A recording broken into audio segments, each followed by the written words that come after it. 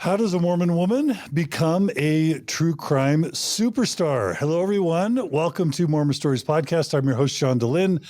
It is July 2nd, and today we're so excited. I've been waiting for years for this interview, but we have with us in studio back, for those familiar with Mormon Stories, we have the Lauren Matthias to tell us her epic story of how she went again from a young woman raised Mormon to the super popular, world-renowned Hidden True Crime podcast with her husband, Dr. John. And Lauren, we're so happy to have you. I'm happy to be here. Nervous, but happy. What do you think, Mindy? Superstar, true crime superstar? Is Absolutely. Great description. And if y'all don't know, we also have back with us in studio, part of our dream team, we have Mindy Caldwell back as my co-host for today. Hey, Mindy. Hi. So happy to be here. Yeah, I think us combined with Megan are maybe best known in the Mormon Stories family for our coverage of Visions of Glory, Chad Daybell, Lori Vallow, Jody Hildebrandt, Ruby Franke. We've covered a lot of those stories, which you've also covered on Hidden True Crime podcast. But I guess we have to say we love you, Megan. Is that fair to say as well? Yes. We miss Megan. The band doesn't feel the same without Megan here. So we got part of the band back together. But anyway. All right. So anything that you want to add, take away, or correct from my intro, Lauren? No, I superstar is a little much, but a true crime podcaster, yes. Yeah. And I think the titles that we kind of brainstormed in the outline, sort of like how true crime has interplayed with your, Mormon upbringing and your Mormon faith. Yeah, just kind of your epic Mormon journey. And that's what we do on Mormon Stories is long form. And I'll just let people know the current tentative plan, we always try and go with how the interview is going, is probably to do a two-parter on this episode because there's so much good stuff. So part one is going to be sort of Lauren Matthias's background leading up to her decision to start the Hidden True Crime podcast. So that's kind of all about her background. And then depending on how it goes, we'll have a part two, which is sort of the beginnings of Hidden True Crime podcast, its evolution, and, where things are today, what it's been like to cover so many important true crime stories, many of which are within a Mormon context, and then maybe some Q&A at the end. So that's kind of the rough plan and the outline. Does that sound good? Sounds good. I'll just get comfy and yeah. So let's all settle in. You ready, Mindy? I'm ready. All right. Let's do it. All right. So Lauren Matthias, where does your Mormon story begin? Well, I guess it begins before I was born, right? My ancestors. But I do want to say this before I even start talking why I'm doing this. And you asked me a long time ago. And yeah, you've asked me if I've ever wanted to do this. And I thought, you know what? I don't think so. Like, it just felt a little overwhelming. People have expectations of who I am, and I don't want to disappoint anyone. And as a journalist, on my podcast, Hidden True Crime, I don't tell people what I believe, or I don't tell people where I am, because I just want to relay the evidence non-biasedly. And while I'll share about having an LDS background, that's all I will say in order to let them know I am relaying the evidence and nothing more, or the knowledge they need to have, about the LDS faith that I know of, because I cover a lot of LDS-centered crimes. And yet, as a reporter and a journalist for over a decade, 15 years, I have encouraged people to tell their stories, because I do believe that stories change us. They change humanity. They humanize people, which is actually the opposite of crime. Crime is a dehumanization of people, and it's so important to humanize people. And I think that stories, and what Mormon Stories does, is so powerful, because stories change our minds and our ideas. And that's important to me. And so I was just at Lori Vallow Daybell's third trial. There's been so many. And a couple came up to me and said they watched Hidden True Crime and said how much they had loved one of my particular interviews and said that they had watched it 3 times. And I said, really, all 3 parts, because this was a very long interview. And they said, all 3 parts, please tell her she is very brave. And I'm so grateful that she was brave. And I think that was the moment. And I did tell this interviewee that, and I shared that with her. And that was the moment I realized, I think it's time that I should maybe try to be brave. And so that's when I reached out and said, I'm ready. So I just want to lay that out why I'm doing this. I am nervous because I don't like disappointing people. And so I think about that. I think about expectations people have of me and what they might learn about me. But I also want to own my story and rather than, just be authentic. Yeah. So That's beautiful. What a beautiful intention. And I am so super confident that we're just going to have a great time and a heartfelt connecting time as friends. And I'm excited to learn about your story. Thank you. Lauren, because you've made a big difference in a lot of people's lives and in ours. And it's kind of a sacred honor to be a part of this. So Absolutely. Yeah. Yeah. All right. Well, that's a great intention. I guess what's good for the goose is good for the gander, right? Yes. So now, where does your Mormon story begin? So my mother is from the East Idaho area. Or that's where she actually was born in Hollywood, California, but she grew up in East Idaho. And my grandfather there, her father was a chiropractor and a bishop in Pocatello. And then my father is from Arizona. He was born in Casa Grande, mostly raised in Oregon, though. And long line of LDS ancestors on both sides. While my grandmother, my dad's mom, was a convert. Other than that, Paces, Johnsons, people being baptized in Kirtland. One of my great-great-grandmothers on my mother's side has a painting in the St. George Temple of her carrying, legend has it, hundreds of people across the icy Platte River to save souls. People ask, well, where were the men? I said, they're getting owned by my grandma. And then and then on my dad's side, I even have some that actually were in the Mexican colony, I think with the Romneys. I mean, there's a wide range, but I am LDS blood through and through. And then my parents met at BYU. That's how you meet. And then I was born in New York City while my dad was attending Columbia Law School. I was a mistake. They already had 2 boys in a very small apartment in New York City. And so I came along. So I had 2 older brothers. Then we lived in Brooklyn for a while my dad practiced. And then the family actually moved to Romania for a time. My dad had a Fulbright scholarship there, studying international law because it was a communist country at the time. It was under the dictator Ceausescu. And so a lot of stories growing up of how he had to hold me. I was a toddler at the time, in food lines in order to get food, how there were spies everywhere and they had to slip a Book of Mormon to someone underneath the table that was interested, how they had to bribe doctors with cigarettes to treat my older brother.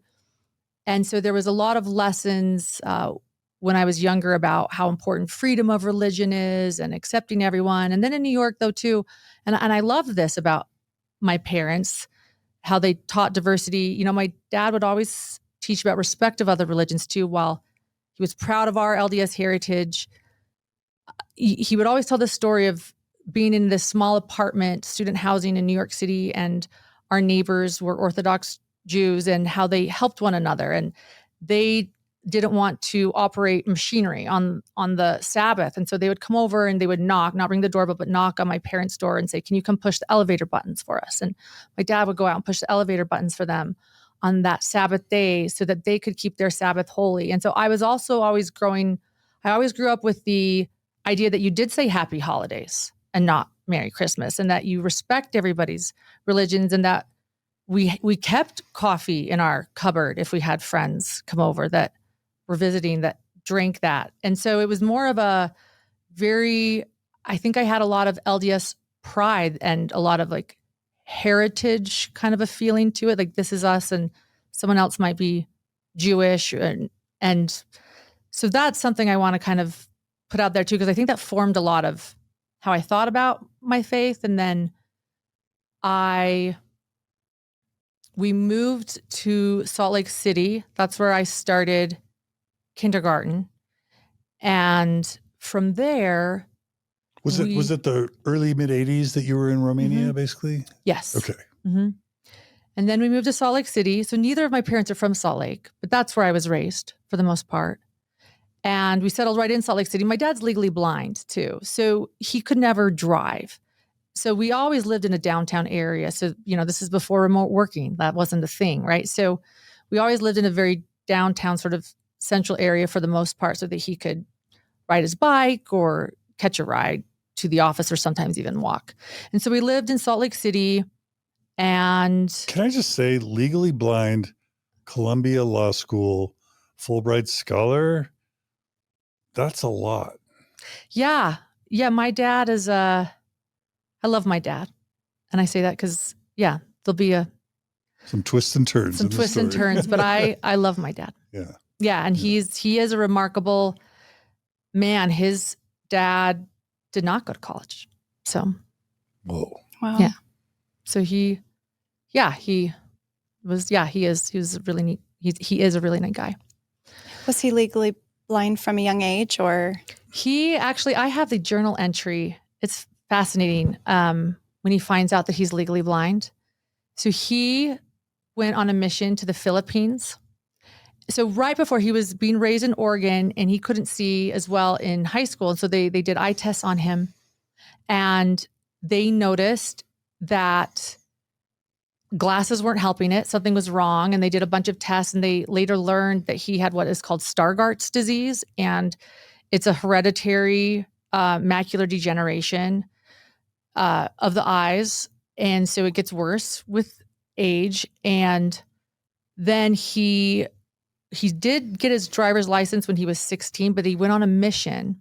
Then when he came back from his mission after the Philippines, and I've talked to mission companions of him, they say, I just remember him as the elder that couldn't see.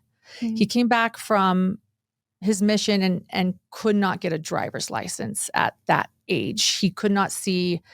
And they said, you are legally blind. So he was 21. And so he wrote in his journal, it was his mission journal. He said, the wildest thing just happened. I just found out I was legally blind. This is crazy, but hey, you know what? I'll get great airline tickets. I could, like something about, this is going to be okay. He was very optimistic. But yeah, when my mom and dad dated, my mother would drive and would have to pick him up, and he never drove growing up. So my mother, bless her soul, like she had to drive everywhere, every road trip, and, she'll have 6 kids total later on. But yeah, so yeah, it was interesting growing up with a dad that didn't drive. I remember though, sometimes he'd be like, we needed to get to church. And I remember him getting in the driver's seat once and just like freaking out as like a 7-year-old. He didn't do that later on because it got worse. Mm-hmm. His eyesight is pretty bad now. But. So you moved to Salt Lake City? Moved to Salt Lake City. And I remember every Sunday, usually walking, because that story didn't have to happen like once or twice, but we would walk down an alley to get to our church building. And it was an old historic church in Salt Lake City. And I had a beautiful stained glass window at the front of the chapel of Christ knocking on that door without a doorknob. And so Christ, and by the way, I just loved that. I loved that stained glass window. I loved having Christ there in the chapel every day and that symbolism. Tell us what the knob not being there. Yeah, that Christ is knocking, but you have to let him in. You have to let him in. And, yeah. And so it was beautiful. It was a small ward. It was a close-knit ward. I was actually the only girl my age in the ward. And then I only had brothers. And so when people say, what was it like? There weren't really other girls in the ward to say, oh, we were being taught roles because I was the only girl in my family. I was being taught roles. Trust me, like I was being called difficult and the tomboy, and I was getting left out of my older brother's activities. Like I felt it. I think I was a born kind of feminist and frustrated that I couldn't I couldn't hang with the boys, but there weren't those things being taught in church in my early years. I was marrying the nativity most often every year, and it was just a very close, caring ward. And then my best friend, I just needed one good friend, and I just had one best friend, and she was not LDS. So, yeah. So it was good. And we were, we both were very, my dad spent a lot of time with my older brothers. My mother was really nurturing. I was the youngest for 5 years, and I had 2 younger brothers, and she spent a lot of time taking care of them. I helped her take care of them. And so I just went and found friends. And this friend, Abby, actually was a big part of my childhood. And we would just play out in the gully in Salt Lake City and just be imaginative. But that's something I want to say. So she was not LDS. And so in some ways, I think that I might have even questioned God before I questioned Santa Claus, because I'm being taught in church that this is true, but my best friend in the world doesn't believe it. But it was. So she didn't believe in God. I don't know if she believed in God or not, actually. Yeah. I don't know. But well, I'll tell this story first, and then we'll get into my questioning of God. She wasn't actively religious. Yeah. I don't know what religion, right. I didn't know. Yeah. But she came to church with me a couple of times. We invited her, and she came to primary, and it was really fun for me. And I do remember one Sunday morning, we went every week. We went all 3 hours every week. I was a 3-hour girl, right? We can say that. Walked uphill both ways and went to church 3 hours. 3 hours. And Abby came with me a few times, I remember. And then I remember one Sunday morning, everybody's getting ready, and my mom stopped me on the stairs, and she said, "Hey, sweetheart, you know how Abby has come to church with you on Sundays?" And I said, "Yeah." She said, "Well, what Abby does on Sundays is she swims. She was a very good swimmer. She was on the swim team. And so they've invited you to go swimming today, and you are going to go with Abby today because that's what Abby does on Sundays." And so that was sort of the way my parents taught me. Like that. So it was just very okay. And I was like, great, that's fun for me. And so I got to go swimming with Abby. So that's how I remember my parents sort of teaching us to sort of respect and love everyone's differences, and how I grew up. Did you ever feel a pressure that you needed to, proselytize to Abby, or do you recall, were you too young to maybe have those feelings? Or I just recall having, friends who were not LDS and maybe feeling some pressure internally or externally to recruit my friends to go to church. I wonder if you ever felt that way with Abby. I didn't feel that way with Abby. I do remember having visitors from out of the country visiting us, and me singing "I Am a Child of God," and them saying, "We don't believe in God, don't sing that." But I remember thinking, oh, okay, oops. Like I remember feeling embarrassed, but I don't think I ever felt the pressure to proselytize to her. No. It sounds like your parents were just very globally minded, and it sounds like they didn't have the sort of provincial Mormon bubble mindset. That's what I'm getting so far. Yeah. Yeah. And I think that's what I want to express too, because, people wonder, and that's, I'm happy about that part of my childhood and how they did that.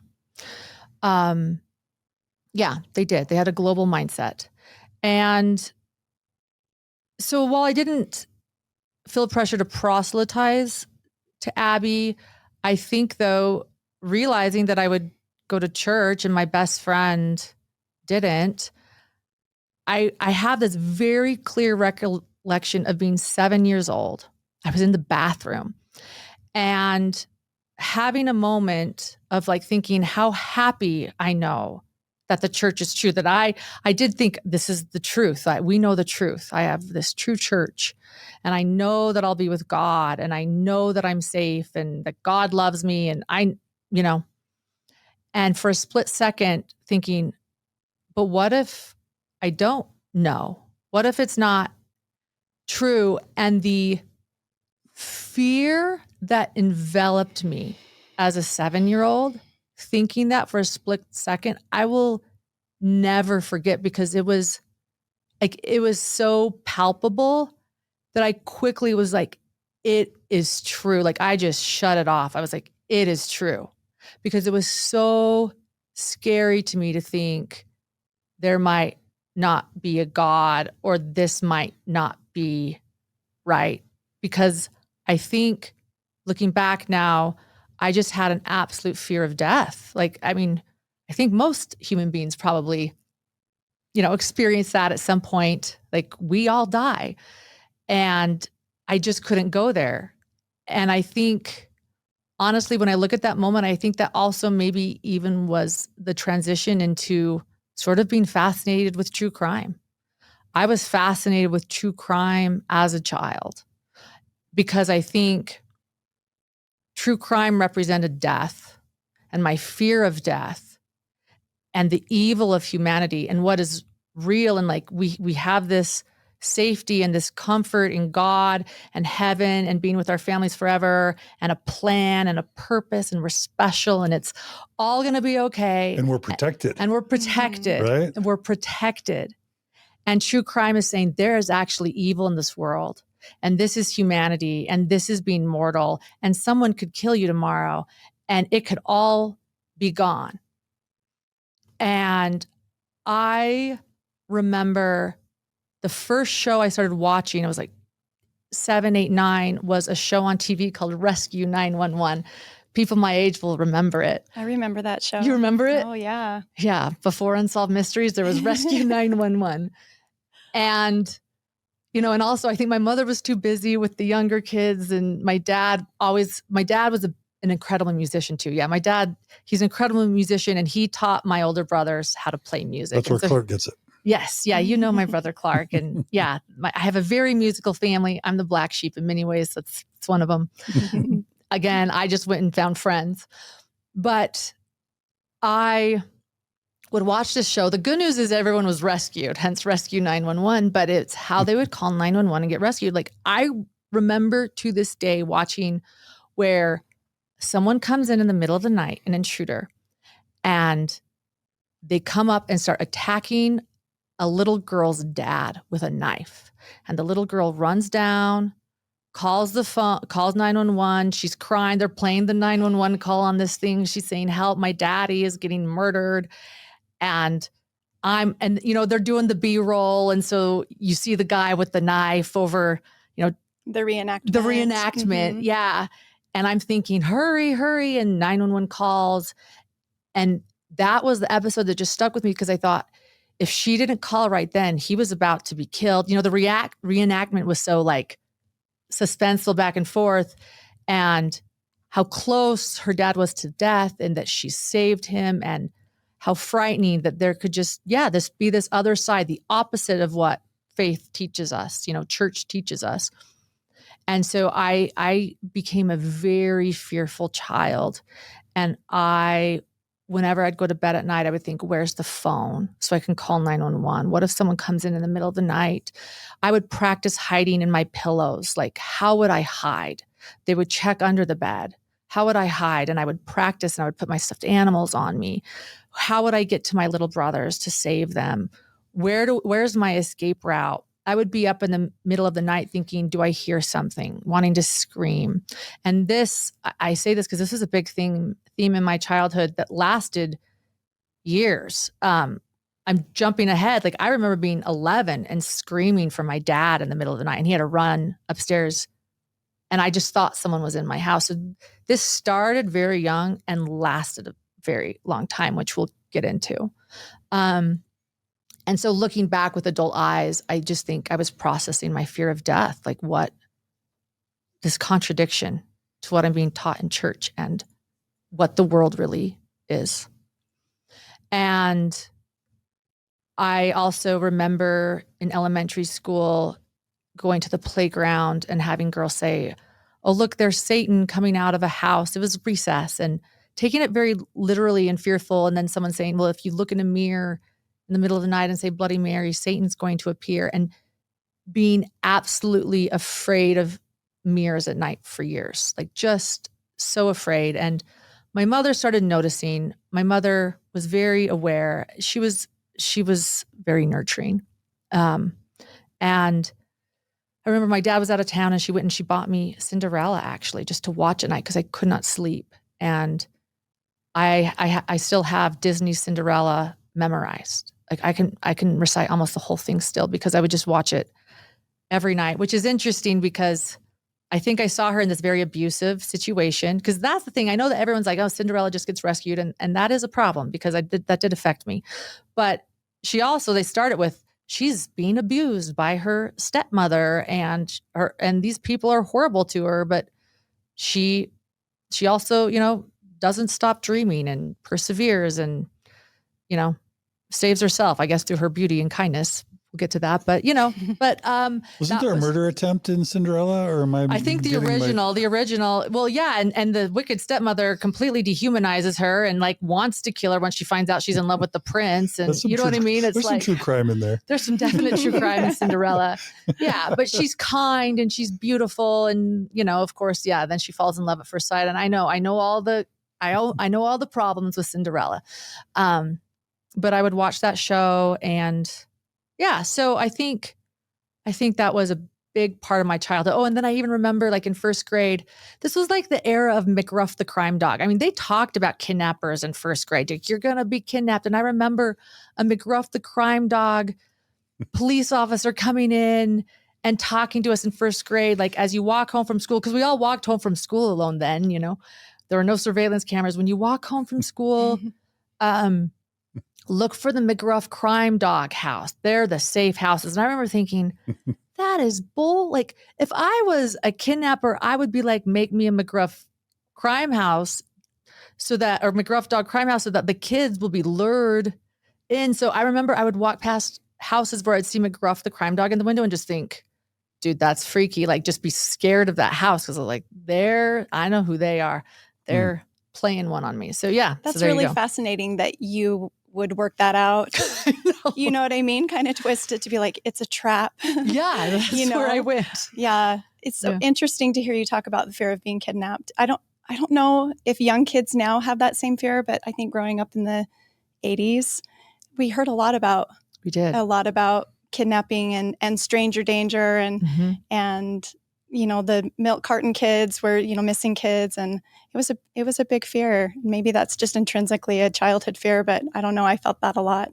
Did you? Yeah. Is it more a girl thing or a boy thing? No, for sure. But I also just want to note, for your particular story, there's a combination of, I would say, precociousness in the sense that you're pondering existential things at age 7. But also, I don't want to pretend any diagnosis, but there seems to be a high level of anxiety. Probably. That then when you start learning about the dangers in the world and the realities of the world, you internalize that and process it in what I would say is a very sophisticated way relative to what probably I and lots of other kids might have done. But there may be a teeny bit of scrupulosity in this story as it unfolds. And that's what I was mentioning that to Grayson before we started. Oh, really? Just high level of conscientiousness. Yeah. Yeah. Interesting. And that sounds like fear, right? Yeah. Well, to what you just said, I just think that's interesting. I think I want to say this as far as intention goes too. When I said at the beginning of this interview, like, a lot of people wonder what I believe. I think a part of this is finding out what I believe too. And so you pointing out those things to me, like, you're the Mormon Stories expert. You're the podcast. I appreciate that. I just want to say, like, okay, let's go on. Like, tell me more. So, well, I don't know anything, but I'm just kind of observing as I go, and I'll float a thing here or there. But you're the expert on your life, not me. Well, you're the expert on Mormonism, so fill me in. yeah, from there, McGruff the crime dog. I know. Yeah, that was an interesting. No, but you noting that the type of person, it's just kind of like who is often, drawn to be a Boy Scout leader? People who would abuse Boy Scouts, right? That's like true. you noting that as a kid, that a stranger danger or a McGruff crime dog sticker might actually be a warning sign, not a safety invitation, shows a real intense level of sophistication for a young kid. Agreed. Interesting. Yeah. I thought it was just kind of twisty, but okay. Okay, it's both. Yeah. Well, yeah. So that leads me to baptism. So I was very excited to get baptized, age 8, because it was special. I had my white dress. Again, I always kind of felt special. I was the only girl for the majority of my life. My family did adopt my sister at age 22, but I grew up the only girl between 4 boys. But I was very much the only child too. People say, "Oh, were you so spoiled?" I'm like, I was actually pretty much the only child, or the middle child, not the only. Like I was very middle. But these moments, I got my pretty white dress and but I remember being gifted a book about baptism, and I really wanted to understand it, and reading the book and liking it. I would recognize the book, but I did try to find it on Google. I can't find it, But I read this maroon hardback book. It had a picture of a boy and a girl in the front, a photograph, and it talked about the Holy Ghost and how the Holy Ghost would protect us. And the thing about baptism I was most excited about was getting the Holy Ghost so that it could protect me. And it said that it would give me warnings. And if I listened to it, it would tell me about danger. And that happened.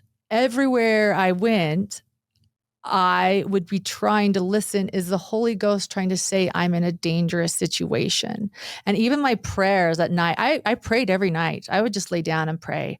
I wouldn't kneel, but I would always pray to God. I'm grateful for that, by the way. I think my prayers growing up were very, it was like meditation. I would just lay in bed and thank him and ask and keep me safe. But I would owe it to God to always listen to the Holy Ghost. And so I remember like being on a bike ride and thinking, am I feeling that something's wrong? Is the Holy Ghost trying to tell me something's wrong on this bike ride? I remember thinking, jump off the bike.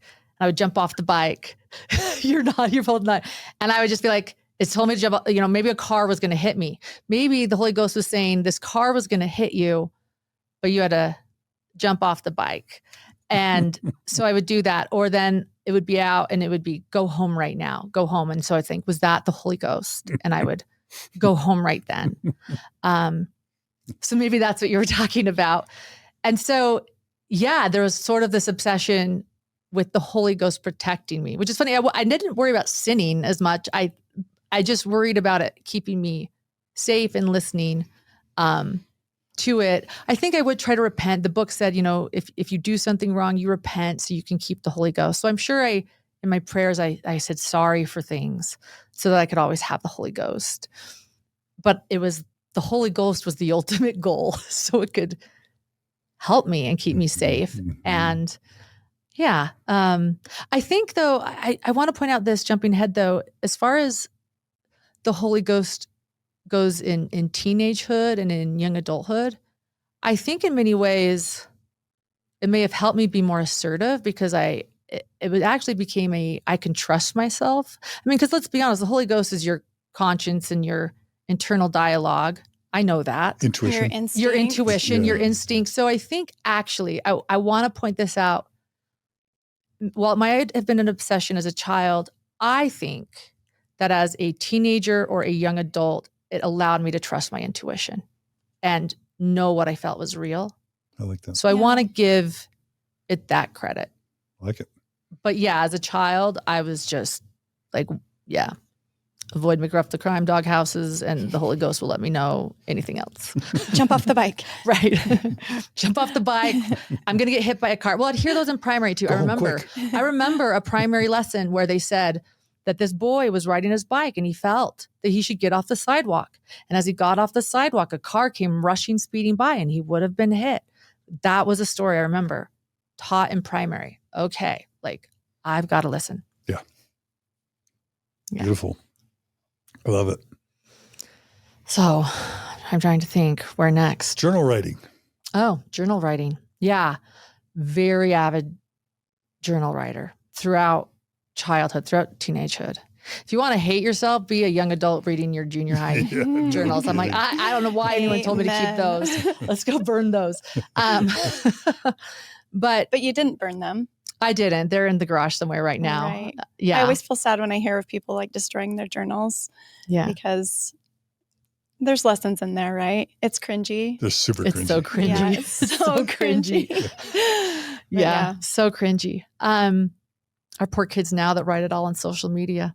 I But know. yeah, so I always loved to write. And again, I was very sort of alone in my thoughts as a child. Like I said, I had this one friend, and Abby, though, I want to say Abby was this one person I connected to. She did move away at the end of third grade. I was very sad. In fact, I wrote a big essay about it in my journal when she moved away, about my sadness. And I didn't meet another best friend that I connected to after that for quite a few years. And so I was just a one girl, one friend girl. And so it was very kind of lonely after that. But again, I'm so glad I had her from kindergarten to the end of third grade. She was such a important part of my life. But I wrote in my journal. So again, I was sort of left out of what my dad and older brothers were doing. And my mother was really consumed with taking care of my little brothers. She took good care of me too. I don't want to say that, but I'm a middle child. There's this natural gap. It's nobody's fault. It is what it is. The mistake born in New York City, Remind us how old you were when your little brothers were born. Did you say there's a 5-year gap? Yeah. My mother had a miscarriage. So she did not have my first little brother until I was 5. So I was the youngest for 5 years. So I was very nurtured. I think I have strong attachment because of that. My mother was so sweet with children. And then I was very excited for my 2 little brothers. So they were both born 2 years apart. So one was 5 years younger. And then my youngest brother, Jamie, who I adored, was 7 years younger. And I was very close to them because my older brothers wouldn't play with me. And I love kids and I loved being playful. And so I was very close to my little brothers. I was their babysitter. We would be so imaginative and just have so much fun. But yeah, so there was a gap though. So they had needs that, my mother had to take care of. And so I was this absolute, like every night in my journal. My mother actually, bless her soul, my first journal entry is when I'm like 3 or 4 and she's writing, she's scribing it. Oh. And it's my words exactly. And I'm saying strawberry shortcake birthday. I love it. I've seen songs and it's actually some of my favorite journals. And my mother did that. So there's probably half a journal full of just my mother scribing my thoughts. That's really meaningful. That's next level journaling. Yeah. So I owe it to my mom for actually doing that for me. And you and Joseph Smith had scribes in your journal. Thanks, Mom. But I think that there are a few reasons I was such a big journal writer. I loved writing. Taylor Swift writes songs. My brothers play music. I write. It's just sort of my outlet. And I think that it was a way to express myself. And looking back, even though I want to burn a handful of them, they were probably really healthy. It was probably, I didn't have therapy growing up, but it was probably a replacement for therapy in many ways to sort of understand myself. But I also think I had a fear of being forgotten. And I think it went back to the fear of death again, that I was just dust, right? Like you live, you die. Like no one will remember me unless I write stuff down. And I say that as an adult looking back. I'm not consciously thinking as an 8-year-old writing in my journal, I'm going to die, so I have to leave this. And then I think the third reason were lessons in church, though. We study the scriptures. Those are ancient journals. We talk about our pioneer ancestors so much. And what do we know about them from the journals they kept? And how precious. I remember a lesson, if Fannie Mae, I'd made that name up, but if Annie Mae Simpson didn't keep that journal, we would have never known what really happened in the Lion House that day. It's like, okay. Maybe we don't we want to know. No. Yeah, that's probably The a journal journal I'd want to writing was burn. very pushed. Yeah, I was very encouraged, I think, It's for like Latter-day Saint kids. pray, read your scriptures, Yeah. have a garden, do a food store, a 2-year food storage, and write in your journals, journal. right? I mean, Yeah. I've got like 6 journals from just up to my mission. Yeah. Yeah. Right. But I remember 2 particular journals. I wrote a very long essay when Abby moved about my sadness. And then when my grandpa Manwaring died suddenly of a heart attack, that was the chiropractor in East Idaho, at 65, so I was 89, writing a very long journal about how sad I was. My mom didn't notice those. And she said, she kind of encouraged me. She's like, you could be a writer one day. You like to write. And she pointed out to someone, she's like, look, Lauren's like writing essays about everything that happens in her life. And I remember her showing that to somebody and saying, like, you could be a writer, you could be a journalist one day. So I do remember that. And you had a Justice Warrior kind of slant as well, right? Yeah, I actually, funny enough, even a year ago, I found an old box of all of these old, like writings from elementary school, and I opened them up, and it's all, I was a Justice Warrior. It was like, I was talking about endangered animals in 3rd grade. We need to save endangered animals. I was talking about how much I hated pollution, and I had like a factory with smoke. Like, we've got to stop pollution. I talked about, this was also a 3rd grade, Martin Luther King and how he helped. It wasn't written in the best. I was like, it was a little cringy to read it, but my effort, my intention was there about how Rosa Parks.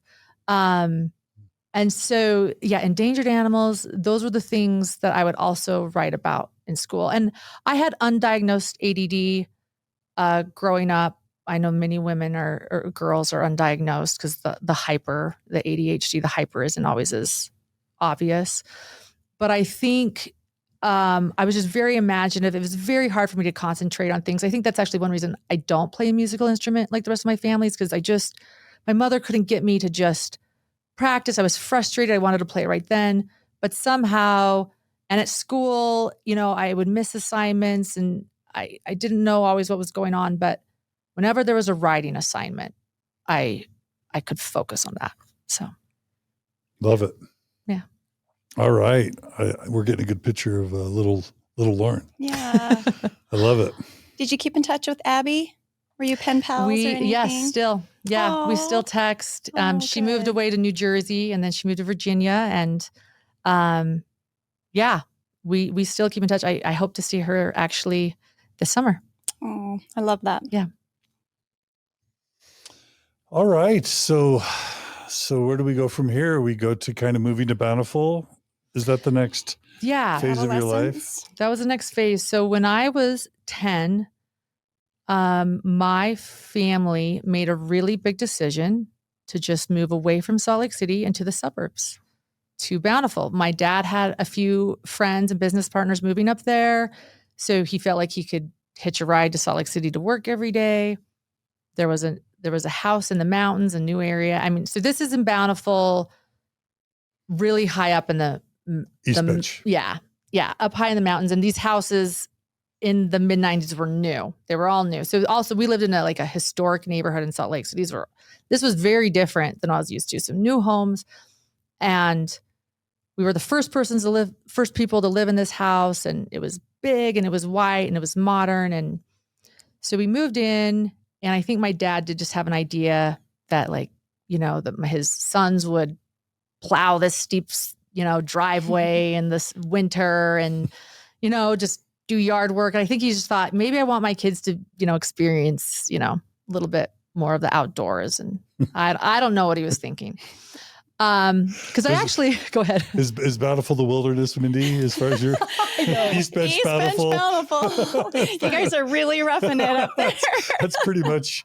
I felt I was in the middle of nowhere. It would feel that way at that time when you had been used to living kind of in downtown Salt Lake City. I can see how you'd feel that way, but yeah. Well, also, there's no internet. We only had 3 channels, Oh 2, my 4, gosh. and 5. Yes. Yeah. There was no cable. Basically for Great Depression era. Basically. A big, beautiful home. So yeah, no Great Yeah. Depression. It was a very large, beautiful, fancy home. So there was no Great Depression. And I had a beautiful mountain bike that, I could go out and ride. And I read a lot and I played with my little siblings a lot, but there was no, I wasn't going next door to play with my friends. We weren't walking to church anymore. So it was different from what, you're in Salt Lake City, you're like feet away from your neighbors. And so this is beautiful. You have land and it was different. And I think that Bountiful was really enjoyable actually for my older brothers. I shouldn't speak for them. I don't know. This is my own story, but it was very hard for me to move to Bountiful. And I felt, so all of a sudden there were 7 girls in my Sunday school class. I had never even had a girl my age in my Sunday school class. And they were all so nice. Like I was invited to a sleepover the week I arrived from the girls in the ward. I was like, oh, and they were all sweet. But I remember, just feeling like, and this is so funny because it's not like there was a lot of diversity in my Salt Lake City class pictures. I look and we're all white. You know what I mean? So trust me, there wasn't a lot of diversity in Salt Lake City back then either. But I remember feeling in Bountiful, there's no diversity. I don't know if I knew that word, but I remember feeling like everybody is the same. No one understands me. Nobody's talking about things I want to talk about. I remember the gossip. I remember my mother meeting friends in the ward and they would talk about whose children were doing what. And I don't know. I just remember thinking like, and I feel so bad. Bountiful's great. I have so many friends from Bountiful. This is my personal experience. So this is just me as a 10-year-old trying to transition. I also didn't have any friends. And so I remember not feeling understood. I just remember not feeling understood and alone and confused. And then Can I just say you were raised outside of a Mormon bubble mindset? I mean, Brooklyn, right? Romania. And there is no thicker, bigger bubble than 90s Bountiful, Mormon bubble than 90s Bountiful. So you're like, where am I? What is happening right now, right? I think what I remember feeling is the things that mattered to them didn't matter to me. That's what I felt. Like I'm sure it wasn't all about Martin Luther King in your ward and pollution in your ward, right? Right. I just felt like a misfit a little bit. I can see that. Yeah. I think you were being raised in a more progressive, LDS family than I'm sure you even realized at the time. But yeah, I didn't know that. It felt normal to you. But yeah, I can see going to a place that's way more homogenous even than Salt Lake City. Yeah. And you already feel like a misfit when you're how old were you, 10? When you're moving to a new grade school and trying to make friends, you already feel like a misfit. But then... Right. 5th, 6th grade for girls is not easy. Right. And I was changing and I wasn't the cutest. Like I'm a late bloomer, guys. Like you look at these pictures of me, like I was awkward, which, I love it. But, so I'm not coming in there like the cutest girl that everyone wants to become friends with either. Like I was quiet. I didn't know how to, I needed to meet friends. So and by the time you get to a school in 5th and 6th grade, they already have all of their friends. Right. They've all been raised there. So it's not anybody's fault. It was just hard for me. Like it's going to be hard for any 5th or 6th grader to move. But it's a super Mormon area. I'm pretty sure Jeffrey Holland as an apostle was living around Bountiful at that time. Irene's daughter was in my class. Who? Yeah. Henry Irene's daughter. Mm-hmm. Yeah. Mormon apostles chose Bountiful as a place to live in the 90s. You know what I mean? Yeah. It's thickest, most intense, conservative, wealthy, affluent Mormonism. Yeah. And it was really hard. And I don't think anyone was really noticing either because my mother, she's talked to me about it now as an adult. I didn't fully understand, but she was suffering from severe depression in Bountiful and suffering with hypothyroidism. And she was in bed a lot and just dealing with things. I also learned later that she had started therapy and I overheard her saying they're saying that all these LDS women are coming. So I think my mother was actually feeling the pressure too, looking back. Yeah. And I think maybe for my brothers and my dad, it was great, like Bountiful. But like what I remember is there was a girl I really liked. She was very sweet. She was in my ward. I probably connected to her more than anyone. But whenever I'd go over to her house, so her older brother was friends with my older brother, and they got to do whatever they want. Whenever she was over there, she was the oldest girl. There were like 8 kids in the family. She was always cooking and cleaning, and they were always like, sweetheart, do this. Sweetheart, do this. Like, you got to do this.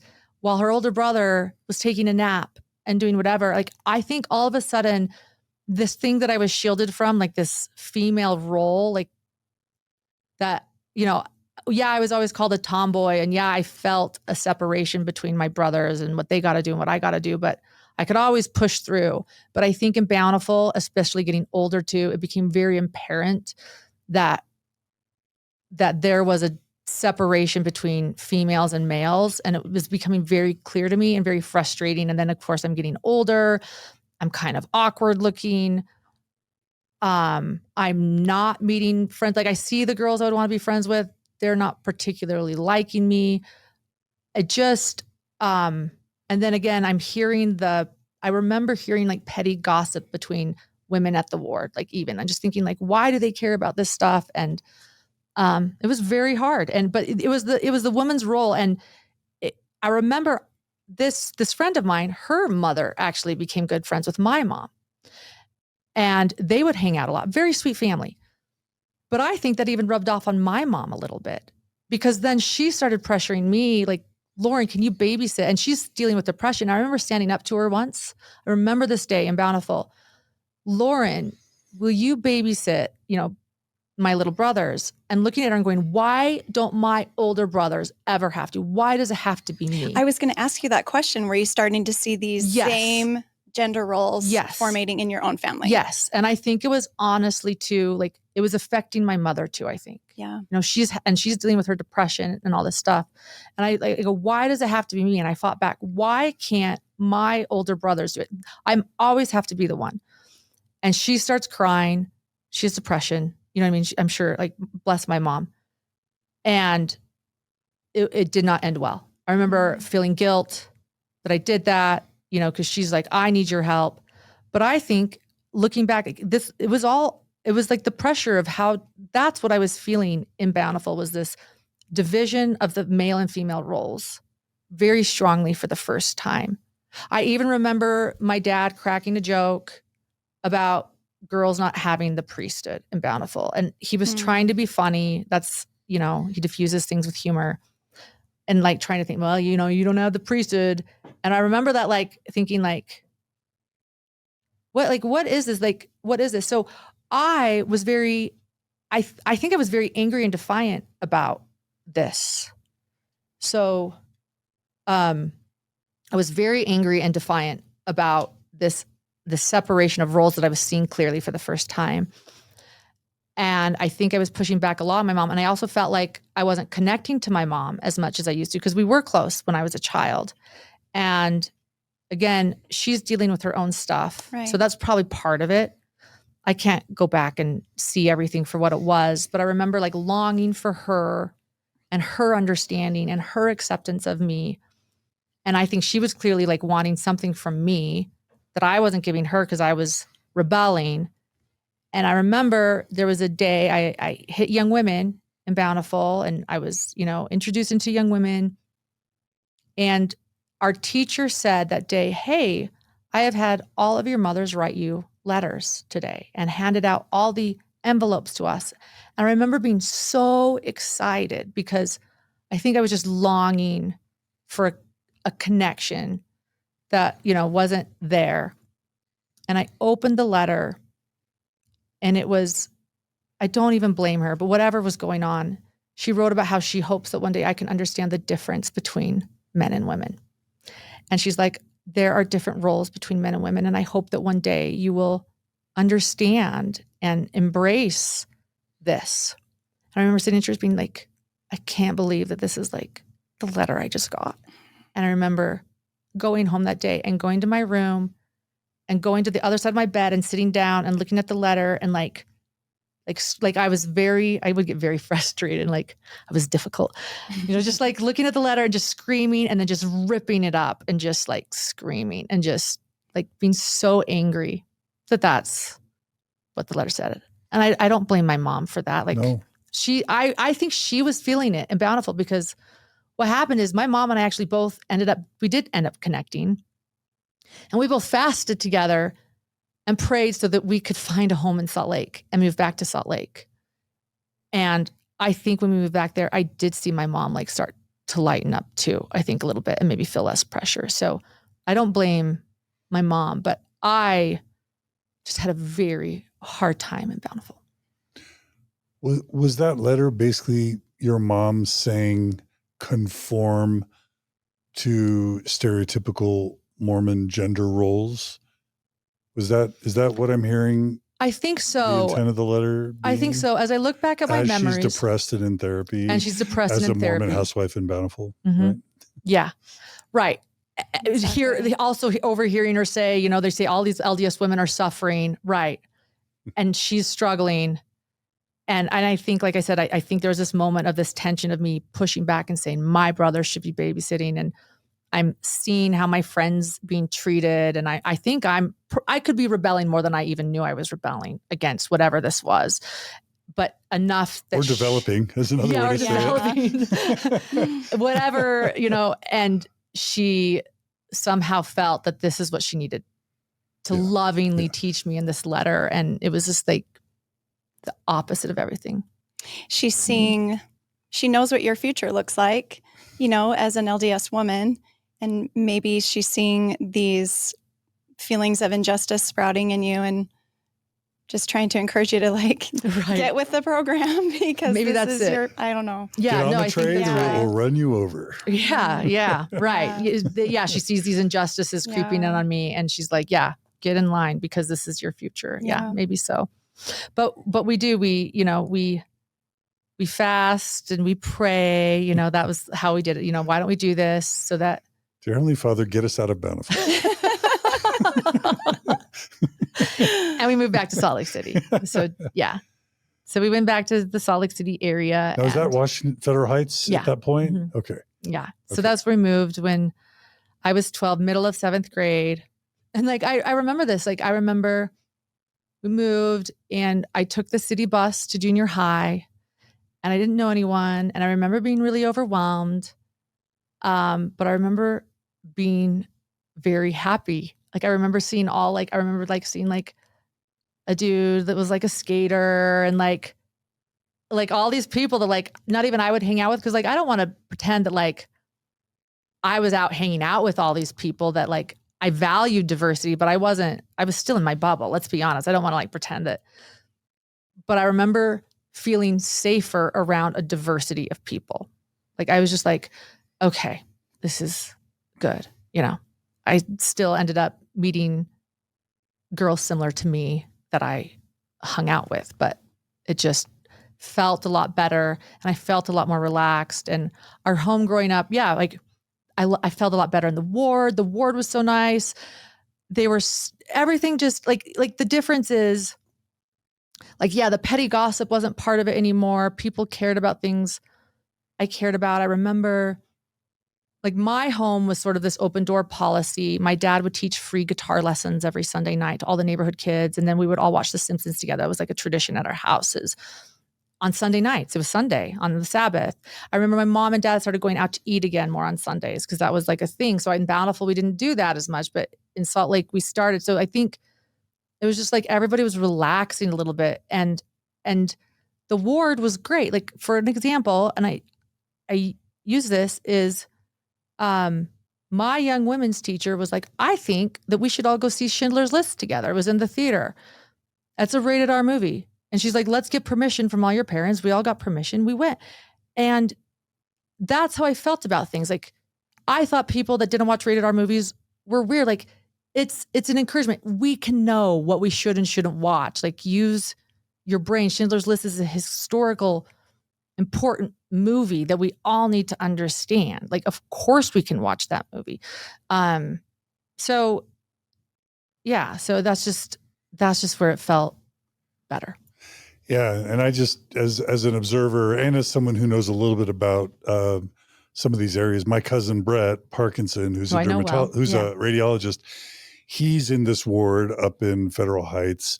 I'm pretty sure the Elizabeth Smart and her family was raised in this ward area. Yeah, it's actually my stake. So Okay. I was, But it's all- yes, it's all the same ward building. And it's this all community. the same. It's like this community that's south. Is it south of the Utah Salt Lake Capitol? Mm-hmm. And it's right down up the hill from like the university. Yeah, just right and by the from all avenues, east of the hospitals. avenues. Mm-hmm. And there's a lot of doctors there, a lot of non-Mormons that move from out of state.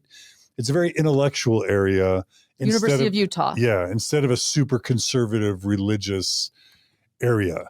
And it's my cousin Brett would have lots of reasons to maybe not necessarily be an active faithful Mormon, but it's just this amazing ward and this amazing community of intellectually New York Times reading, progressive, tolerant, loving Mormons that make this area very special when compared to Provo, Orem, Highland, Alpine, and Bountiful. You know what I mean? Special. No, I agree. Thank you for saying that and explaining it.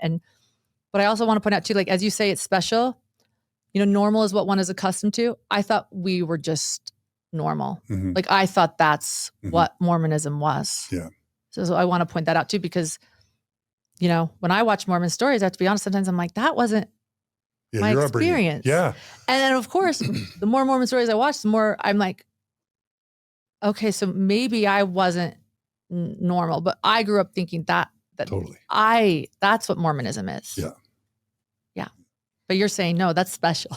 I'm like, it's a super educated ward and a thoughtful, globally minded ward. Yeah.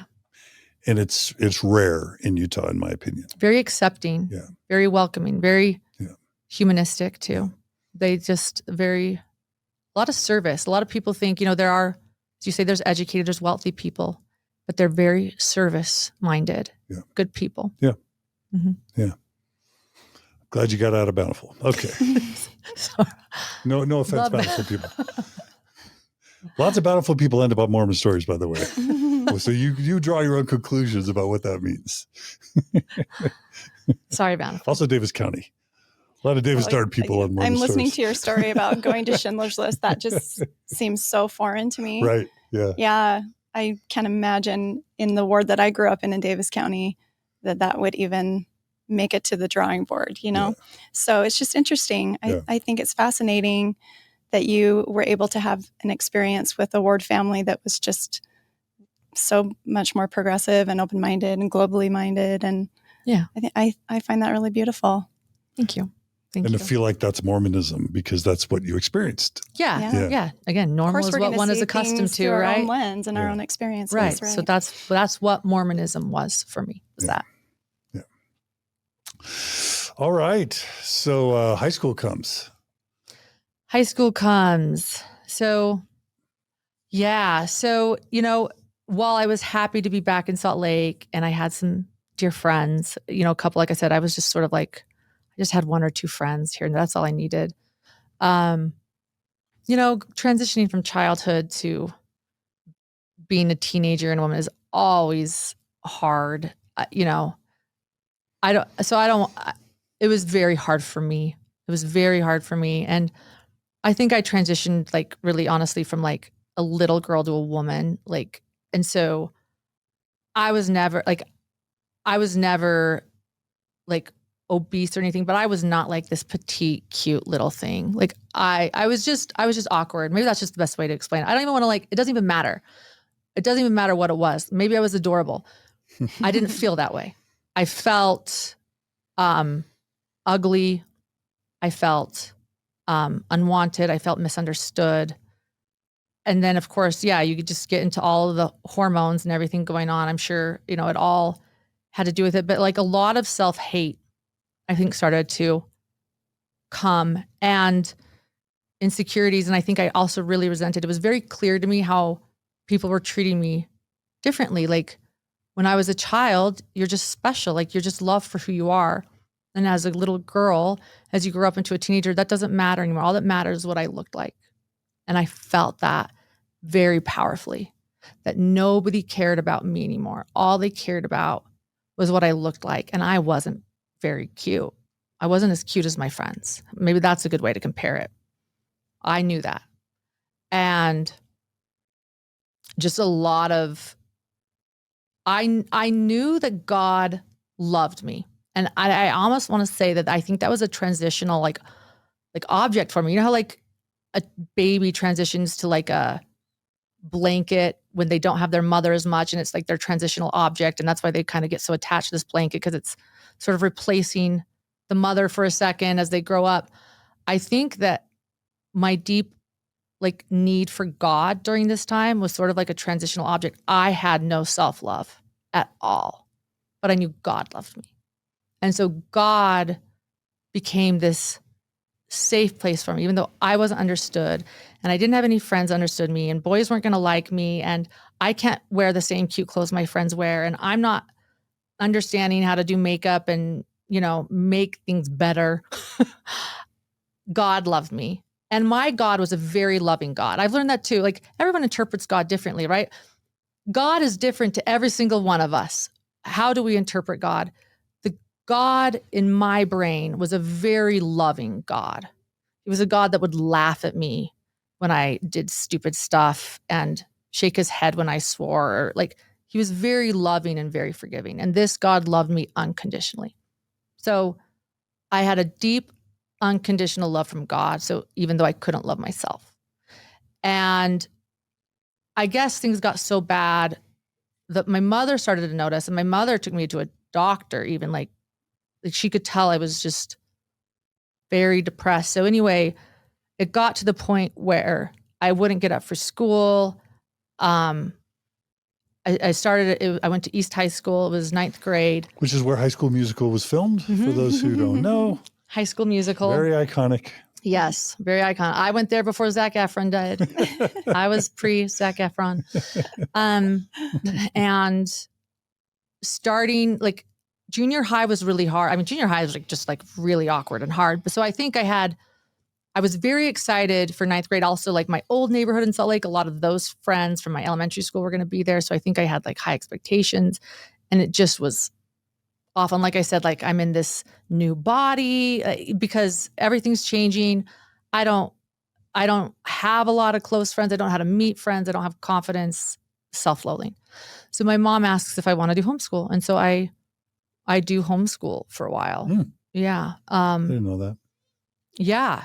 Funny enough, I never got credit for it. I only did it one semester. And then I just had to hustle to make sure I graduated on time. But I got so depressed. My mother taught me for a semester, and she was great. And actually, I still remember a lot of things I learned, you know, from her that semester. You did good, Mom. But yeah. So, but then I decided I wanted to go back and try it. And I think that was like actually a perfect opportunity to just take a break, because then I was like, okay, I'm ready. And then when I went back the next semester, everyone was like, oh, where'd you go? Like, welcome back. And I signed up for creative writing. I signed up for drama. And I remember just loving creative writing. And I remember also having a hard time with the ADHD thing. I could not get good grades. Like that was also shame. Like all my friends were straight A students. I was like a straight C, and I would take the tests. They would say, put Lauren in honors English. Like Lauren is an excellent reader. Lauren, they would say that my math, it was to the point, my husband's even said like, maybe you had a learning disability, because like my math, I would like be terrible. Like I'd be like, oh, go put her in like beginning math. But my reasoning skills and reading, like we would be through the roof. They're like, get her in honors English, get her in the top. And then I would go and I couldn't do it. And I remember like even like getting placed in honors English and listening. And I said, get me out of here. Like, I don't want to be here. And I asked to be put in basic. So I just couldn't get good grades. And I remember thinking like, I'm going to have a good start. I'm going to get good grades, and like doing a homework assignment in biology. And I did it with my friend did the same assignment, and she was a 4.0 student, and we took it together.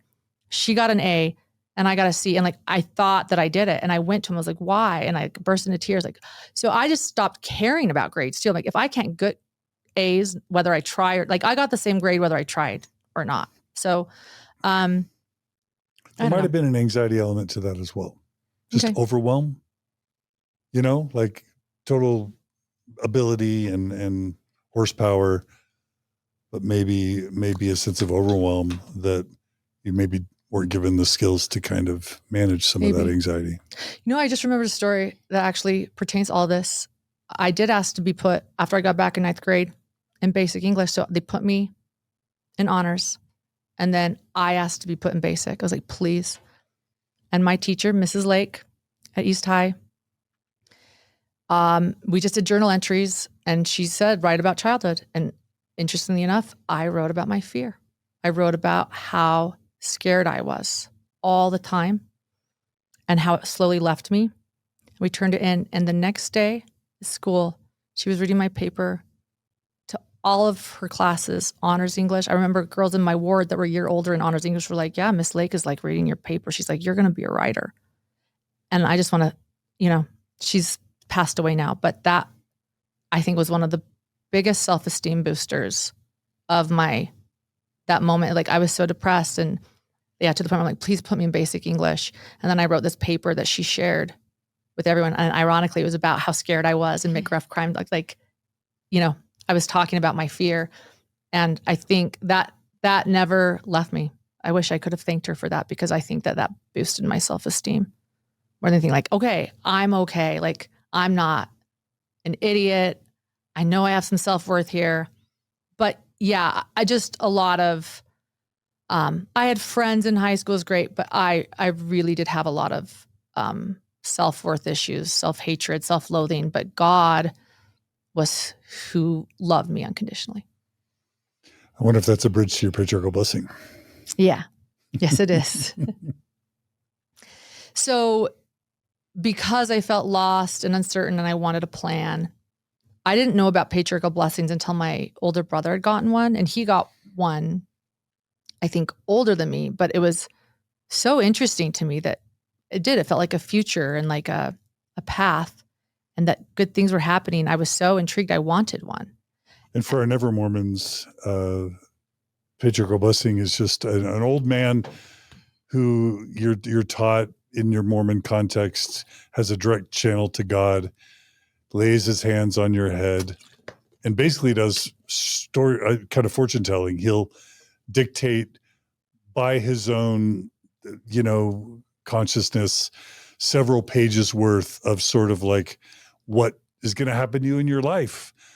And typical things are you're going to, you're of the tribe of Ephraim, you're a choice daughter in Zion, and you'll meet a lovely man and be married in the Lord's temple, and you'll serve in the high councils of the church, and you'll have many children, and basically all the things the church would want you to do, somehow they magically appear in your patriarchal blessing. Yes. But sometimes it's formulaic and sometimes it's deeply meaningful to the people who receive it. But it's always several pages of fortune telling about what's going to happen in your life. Exactly. Right? And so, as someone that grew up playing MASH, why wouldn't I want this? Right. I was 14. I asked my parents. I don't even think my older brother had gotten his yet, but I wanted it. Like, it was so interesting to me. And I just wanted it. I said, I want to do this. I went for the interview. I was 14 years old.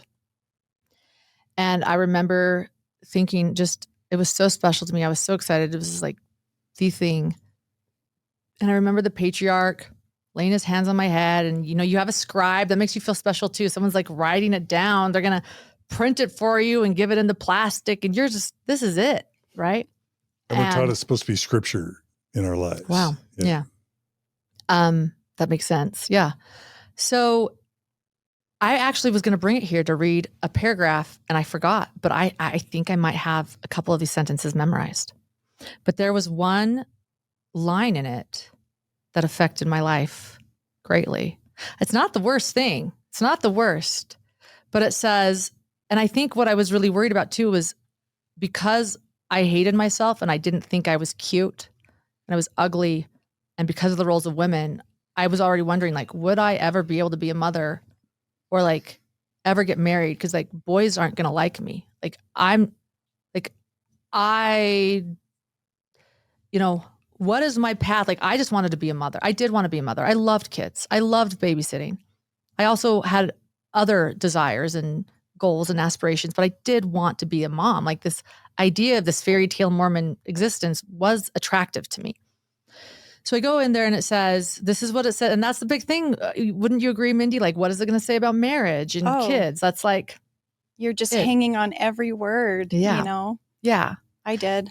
Yeah. So it at tells 16. me. Yep. Yeah. So it says, you will be married. Yeah. I have this memorized. This is great. You will be married to a good man, a man of honesty and integrity, a man who will cherish you and whom you in return must cherish. Do not be impatient for this day to come. Let the Lord bring it at his appropriate time. Make your life rich and fulfilling in the meantime. Wow. So, in other words, it gave me a lot of comfort. It said I would be cherished. It said not to worry about it. And it said, be patient. Like as in, like you do you, Lauren, you know, like you're good and just go make your life like it's okay. And oddly, because we're going to learn I got married much later in life, I do think that it calmed me down a little bit. Like, it's not the worst thing for a patriarchal blessing to be said to a 14-year-old. I mean, it's weird. I know we're gonna get into the patriarchal blessing later. It's gonna play a little bit of a theme, but I think that helped me a little bit. Like I think it sort of formed something in me to know that like boys don't like me, I don't date, whatever. It doesn't matter because I'm gonna get married a lot later than my friends, and I'm not gonna get married soon, and I'm not gonna probably get married even until my late 20s or 30s. Yeah. And you got married to a good guy, right? I mean, and a man who cherished me. Yeah. Okay. Not just that, like, just like he would love me. So like someone would love me. Yeah. Like, I think that was really important too, because again, I didn't love myself. God loved me. Some guy was going to love me and see me for who I was, you know, because again, I'm really resenting as a teenager that all that matters is my looks. And that really upset me, actually. That was like a very big, like feminist awakening too. It made me very angry. And maybe it was because I wasn't like the cutest teenager, but I really resented that all that mattered was the way girls looked. You know, women were sex objects, men were success objects. That's the patriarchy. And I didn't understand why people couldn't see people for who they were. And it was like a big theme in my teenagehood. Like, why can't people just see me for who I am? I'm a kind, wonderful person, but nobody's going to love me because I don't look perfect. And that was very hurtful to me growing up and maybe very angry. Like I remember reading this book, Reviving Ophelia by Dr. Mary Pfeiffer. And, she was a psychologist and she wrote about adolescent girls. And I remember like just weeping at reading in my bed, like, okay, I'm not alone. Like she understands me. But then I put the book away, and the world that I was living in Salt Lake City, Utah, in Mormonism and East High School wasn't that. It was, no, like you have to conform. So I'd be like trying to conform because I wanted this Mormon fairy tale and I wanted to get married in the temple, to be a good guy and have lots of kids. And then I'm reading Mary Pfeiffer telling me that like, yeah, you should be angry and this is hurtful and they are fucking with you. Like, like this isn't fair. And like crying, going like, she understands, but then having to shut the book and say, but if I want this life, I have to just accept society's roles of what they want me to be, and feeling that and feeling sad. I can see how that patriarchal blessing though would provide a lot of comfort to you at that time, because it seemed to address some of your insecurities that you were having, and encouraging you to be patient, and also that, the time would come that you would be cherished. And you were talking about maybe if others didn't love me, God loves me. But I also am guessing that it felt like God sees me. He sees what I'm going through. And yes. That was, a message particularly for that time in your life. I can see how that would have been really meaningful, at the time, to feel like I'm understood. Maybe I feel misunderstood in other ways, but I feel understood in this moment with that. Mm-hmm. Yeah, right. I actually just had a memory pop up. I even wrote the newspaper. you know, when you wrote those opinion pieces, I wrote in high school opinion piece about how angry I was that girls were, you know, judged for what they looked like. And I remember they published it and someone in my ward saw it. You submitted it to the local newspaper? It was like Deseret News or Salt Lake Tribune. And then someone in the ward saw it. And I think I remember being embarrassed because there was a typo at the end and thinking, that's not what I said. But yeah. Wow, Lauren. So I was. So you got feedback from somebody in your ward. Was it positive feedback or were they like? He said, was that you, Lauren, that wrote that? And I think that I didn't know it had been published yet. I was like, oh yeah, that was me. And he goes, I saw it. Good job. Like he just, you know, and then I went and looked at it and I remember thinking I was a little embarrassed because again, there was like a word missing in the last line that like changed the meaning of my last line. That's all I remember. But yeah, I remember so I felt a little embarrassed after they published it. I remember feeling that, but yeah, I remember because I was angry about how women were judged for what they looked like. Wow. That's cool. Interesting. Yeah. This is super powerful and it really does help explain so much of your journey. I know your fans, your audience are going to love this detail. I'm loving it. You know, Thanks. So this is great. Super helpful. And yeah, I love how religion at its best can give us hope, can give us comfort, can give us, you know, even confidence when we wouldn't otherwise have it. Right. No, thank you for saying that. Like my little boy, I try to give him some faith for confidence too. Like sometimes when people say, oh, we all, you know, think we're so special as Mormons, you know, we do, but then I don't know if that's always bad when you're a child and you need to feel loved and comforted. Absolutely. You know? It can be a scary world. Yeah, I think that's where religion can shine. Yeah. Right. So you mentioned President Hinckley becoming prophet or president of the church in 1995. And that's so vivid for me because I was a huge Larry King fan. And, you know, that's around the time I'm graduating from BYU and starting to pay attention to the news.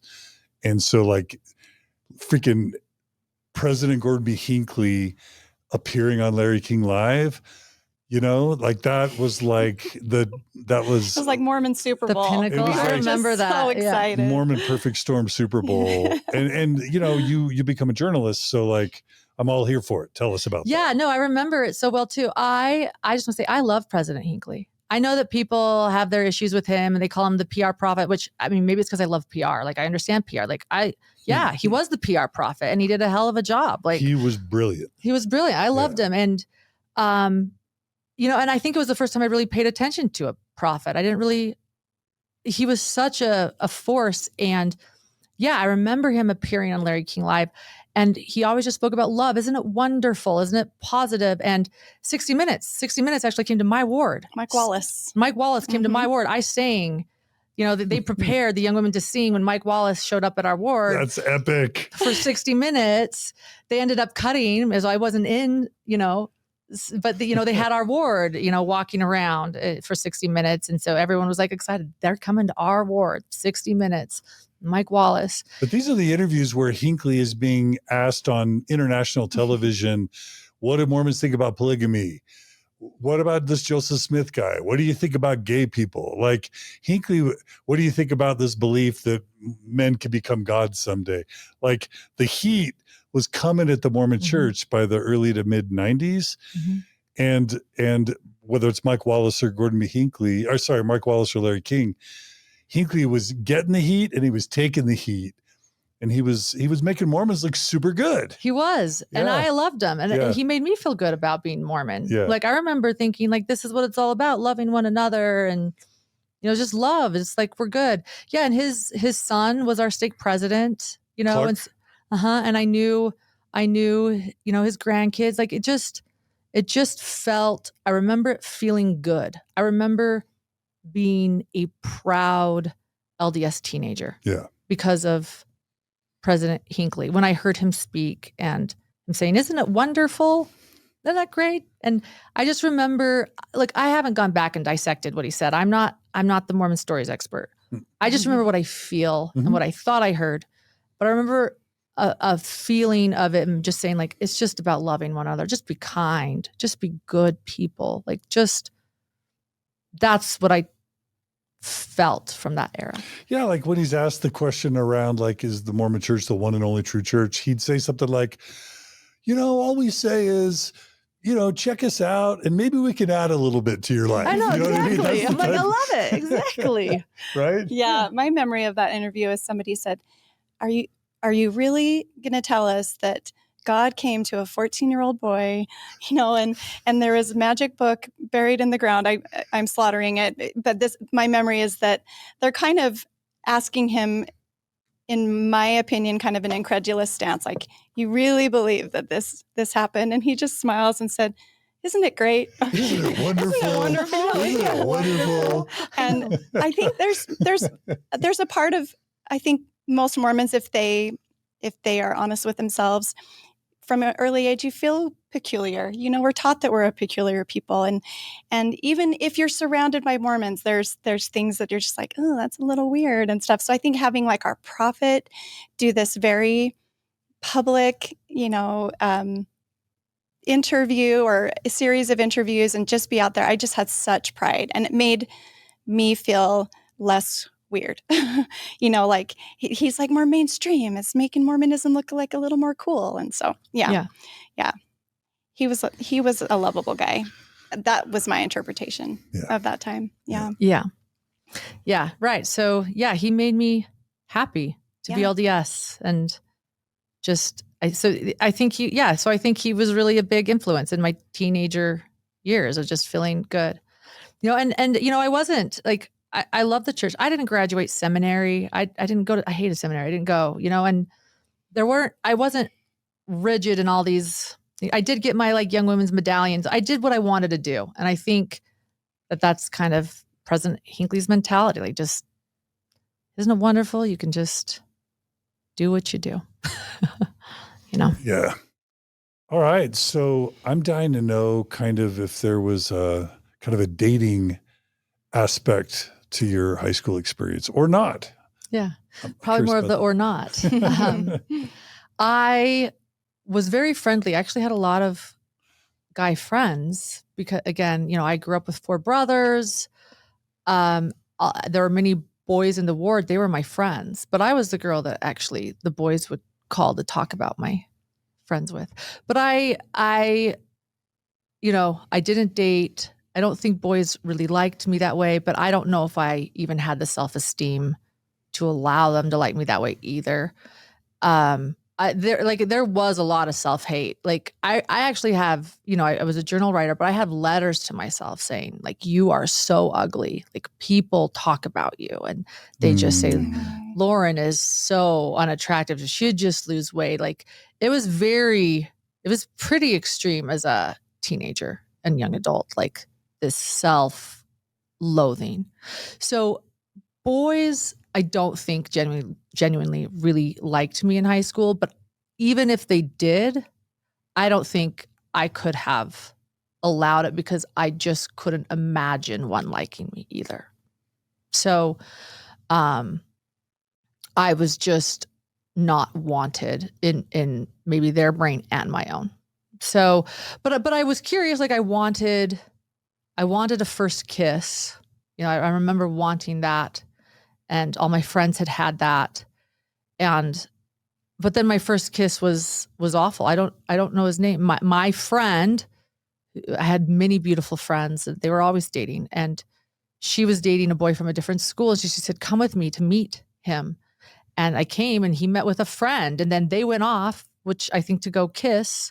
And so the friend kissed me. And I was like pushing him off of me. Like, it was very aggressive, and I hated it. So like, I also was like, what is this? Like, I just, there was, and then there was a later kiss in high school that was better, but other than that, really, no dating. We cover a lot on Mormon Stories about modesty messages to young Mormon women. Was that a relevant part of your high school years? Very much so. I was taught, just like many LDS women, that we have to control men's thoughts, that's why we're modest, and being a sister to 4 brothers. I think I even they were taught that too. Like I saw anyway, but yeah, I was taught that we help them it's a selfless thing we do. We help them by dressing modestly. But it was very, very confusing because here girls it made me so angry. Again, it was like the girls that got the attention were those that were cute and wore tank tops and were, pretty. And I wanted to be that. And at the same time, I resented it and was told not to do that. I did wear tank tops. That wasn't a thing. But if you dress cute or the way you want to, then you feel guilty. And then if you don't, then you're not dressing the way that feels good. So you lose. Yeah. You kind of lose either way, right? Yeah, it's a lose-lose. It's a double bind, a lose-lose. And so I do remember, though, one day putting on some shorts, just regular shorter shorts, and a tighter tank top, or not, I think it was a tighter t-shirt even. And looking at myself in the mirror and actually liking what I saw, oh, I look cute. Oh, my legs are actually pretty thin. Who knew? And feeling cute and walking out, and my mother seeing me, and thinking, oh no, that is too tight. Oh my goodness. And I think what she was saying is, oh, she's not a little girl anymore. Oh my goodness, just sort of startled. She was on the phone actually. And she's like, oh dear. Oh my, but I finally start to feel cute, and then I'm shocking people. So, it's, what do you do? Yeah. Damned if you do, damned if you don't. So that was also really confusing to me. And then I remember, like I said, I went from a little girl to a woman. So I had a larger chest in high school, and it was senior year, and it was a dance. You get those dance photos before cell phones. Sadie Hawkins dance. Now, was that ladies' choice? It was ladies' choice, but it was actually a class officer photo. This was a class officer photo. So, and so I was a class officer senior year, and I had a t-shirt on that said Gap on it, and we all posed, and I put my hand on my hip and actually did duck face before duck face was a thing. I didn't even know. Maybe I started duck face. So you pucker your lips. The kissy lips. And when it came back, it doesn't develop for a while. It looked like I was sticking my chest out because it was a tighter shirt. And the ward boys that I was friends with told me, they're like, yeah, everybody's talking about, they think that you were posing like that to stick your chest out. And I was mortified because I did not want anyone to notice me. Again, so damned if you do, damned if you don't. And I did not want that at all. And it was so embarrassing to me to think that people were talking about a way I had posed thinking I did on purpose. And secretly, they love the photo. They love seeing you in your Gap t-shirt. And that's why the mixed messaging is just so harmful, because for them to point it out to you, it reveals about themselves. They're like, oh, I noticed that Lauren is a young woman, and has breasts. And it's just so odd that they would shame you for that or say that you were doing it on purpose. I just think it says a lot about them as well. Yeah. So, but I think to this day, I actually just feel more comfortable in covering up. I often wear sports bras. It's hard. I actually recently even wore a lower cut dress to a foundation dinner that my husband wasn't even coming to. I tried it on for him before, and he's like, wear that. You look beautiful. And I wore it, and so still today, just, I just don't love. So I'm sure it comes from that. The grooves run deep. Mm-hmm. Yeah. Yeah. So then I graduated, and I went to college at the University of Utah. I was wishy-washy. I think I was very afraid of what I was going to do with my future. I think I felt the pressure actually of my patriarchal blessing, like make your life rich and fulfilling in the meantime. Like, what does that mean? Like, in the end, I don't know if I can have a career, and I want to have the Mormon fairy tale. Like, it was very clearly, I wanted the Mormon fairy tale. I wrote my future out when I was like 9, and it consisted of like 4 kids, and it was, and we had a wishing well, and we were going to return missionary husband. Return missionary. I don't know if it was Temple return marriage. missionary, but he was LDS and he was an attorney. It was not a return missionary, but an attorney. Temple marriage. Probably. I don't think I wrote that on this thing, but I had the layout of the house. There was a room for the pets, and we served at the homeless shelter. That was the thing. We served at the homeless shelter, and we had 4 kids, and they were good at sports. And I just, I wanted to be a mother very much so, but there was this pressure of make your life rich and fulfilling. And I don't think I knew how to do that or what that meant. And I also thought, well, men don't like successful women. So, I don't want to intimidate a man. So I think I just went slowly through college because I was almost afraid of graduating and becoming a full-fledged adult that had to work 9 to 5. And so, but I started college, and, I did a few things. I studied abroad in Israel. I did an internship in Washington, D.C. I went to Australia for 1 semester with a friend. And I remember thinking all the time in the back of my mind, should I go on a mission? Should I go on a mission? And I wanted to go on a mission purely because it was what my older brothers had done. And when I was going on a mission, women weren't necessarily encouraged to go. We went when we were 21. I was over the age of 21 now. But I wanted to experience it. I wanted to know what it was like to serve for a year and a half. But I also didn't want to go to the temple, which you would have to do before you served a mission. And I didn't want to miss out. I guess I was having FOMO. Like I just didn't know if I wanted to spend 18 months away from home. So I was really uncertain. Nobody was forcing me to go. My dad said, don't go. He's like, you don't need to go on a mission. But it did not leave me. And so I remember like I kept sort of escaping. So I could say all those things I was doing, there were sort of like these little escapes. Like I just didn't know what to do. And I just was kind of prolonging college graduation. And I remember my friend that I was living with in Australia, she said, you know what? I like this boy. I'm going to go home and get married, but like you should go on a mission. Like, and I said, okay, I'll go. And so I was 22 when I went to my bishop and I said, I think I want to go on a mission. And my bishop was actually Elder Kevin Pearson at that time. He's a general authority now. And he was very surprised and happy. So nobody was like, you should go. Like nobody was pressuring me. He said, I was surprised. I remember he said, oh, I didn't know that. I just thought maybe you'd want to come talk to me about something else. And that's wonderful.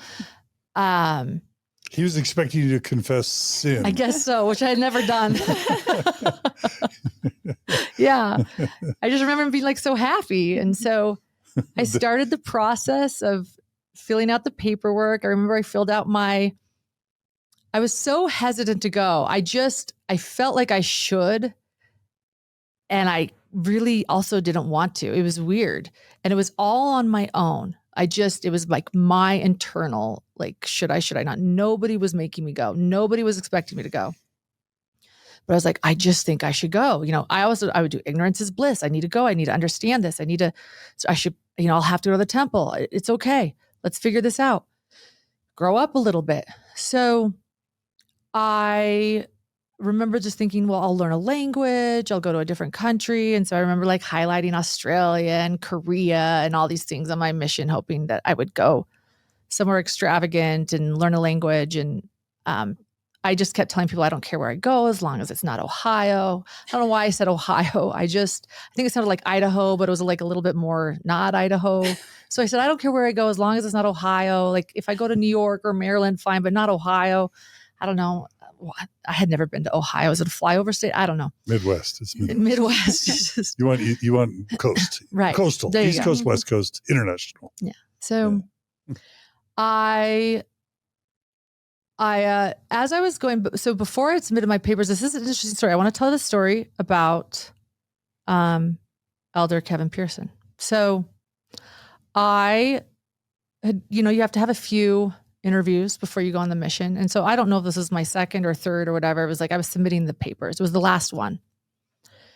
And so he asks me all of the questions to make sure I'm worthy to go on the mission. I don't know what they all are. You might remember, but one of them is, do you keep the law of chastity? And I said, yes. And he just stopped and he looked at me and he said, Lauren, he goes, by the way, if any bishop or stake president or leader ever asks you another question about the law of chastity beyond what I just asked you, he shouldn't do that. Wow. And I go, okay. And then he goes, I don't know why I just told you that, but I just want you to know. And I said, thanks. Wow. And, I know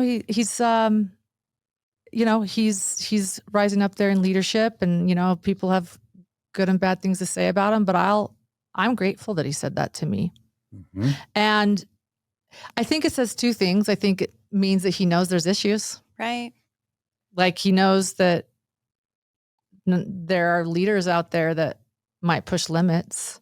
Asking creepy, detailed sexual questions to young or, youthful girls. Yeah. Or boys. Yeah.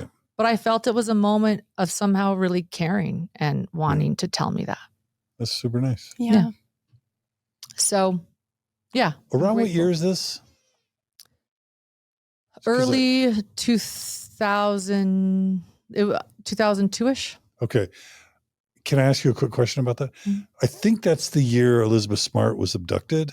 Yes. And I ask you that for two reasons. One is you're a true crime person. Mm-hmm. And the second is she was living in your stake, if not in your ward. Correct. Did that story hit your radar at all? And if so, did it influence your true crime development?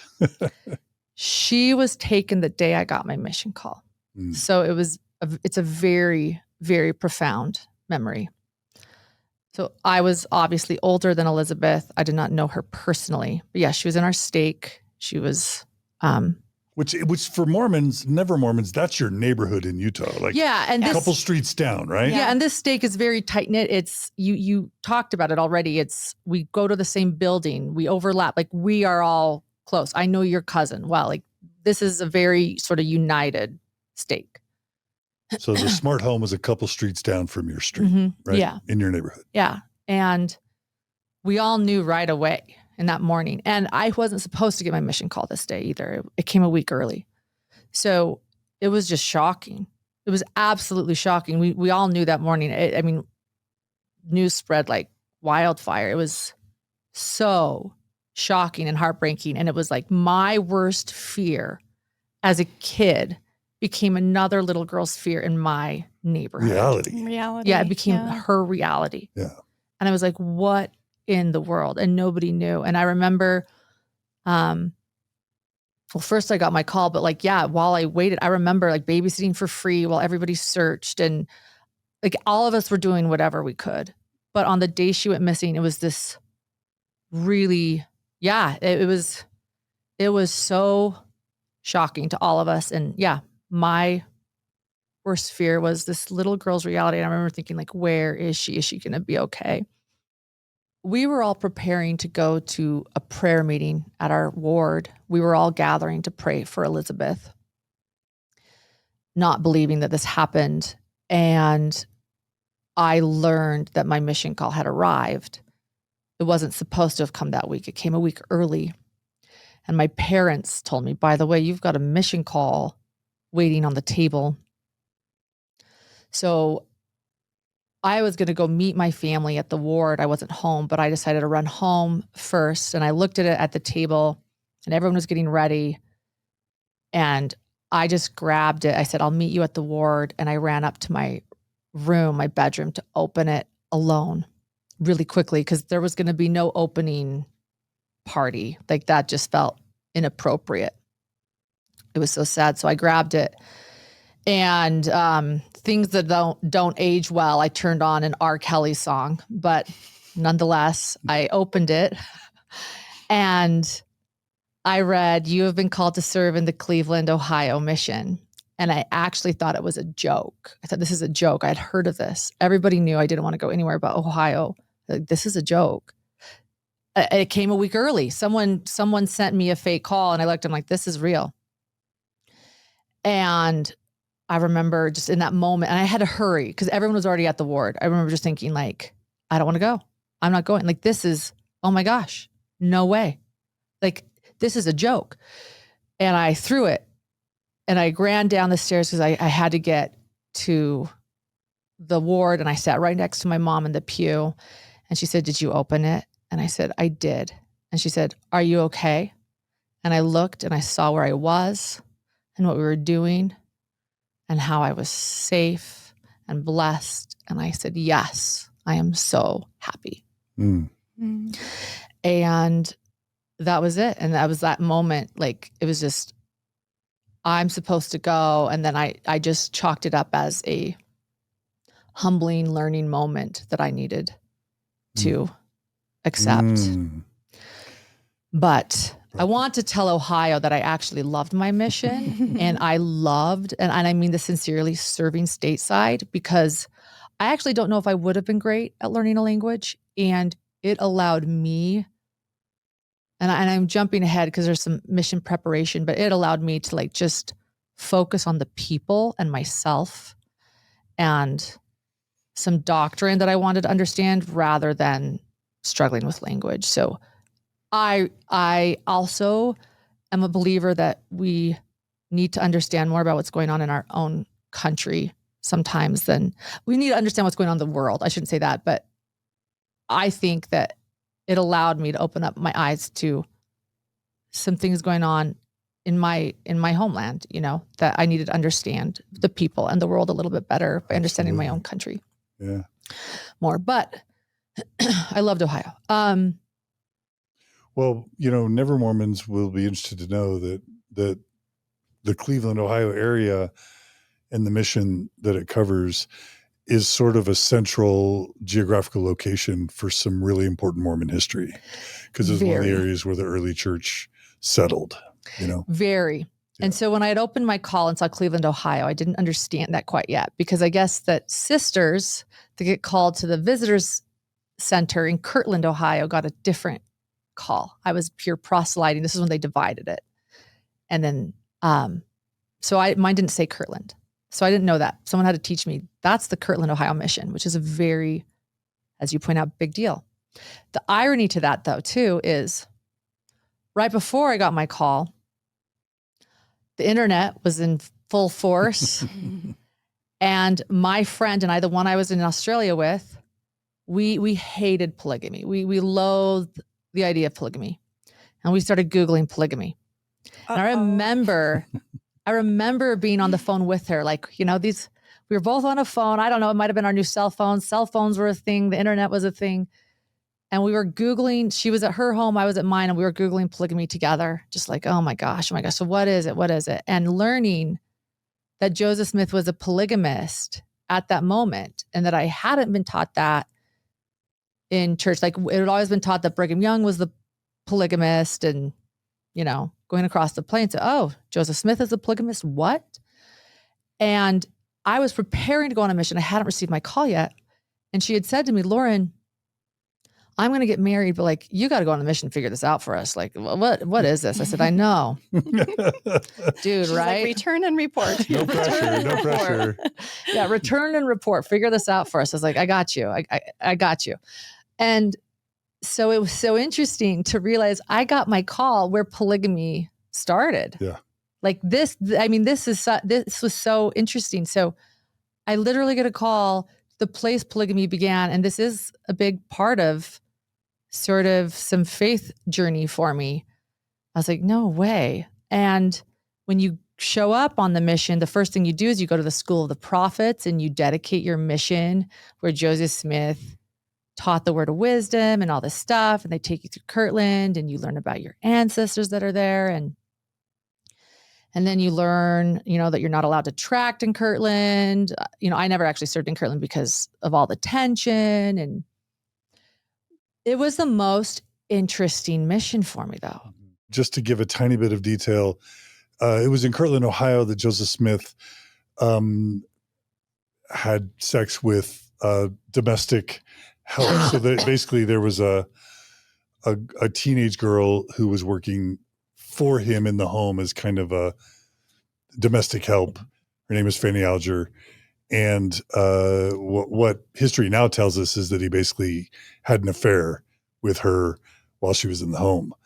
And later it's been characterized as his first polygamous marriage. But at the time, it was just understood to be an affair by everyone, including Oliver Cowdery, Joseph's assistant.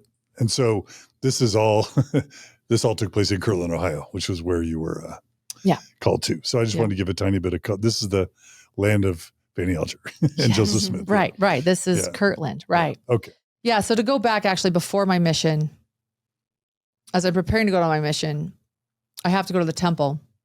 It was the thing I was avoiding. I did not want to go to the temple. I had no desire to go to the temple. In fact, I felt it was a sacrifice I was doing. I wanted to go on a mission. I didn't want to go to the temple, but I had to do the temple.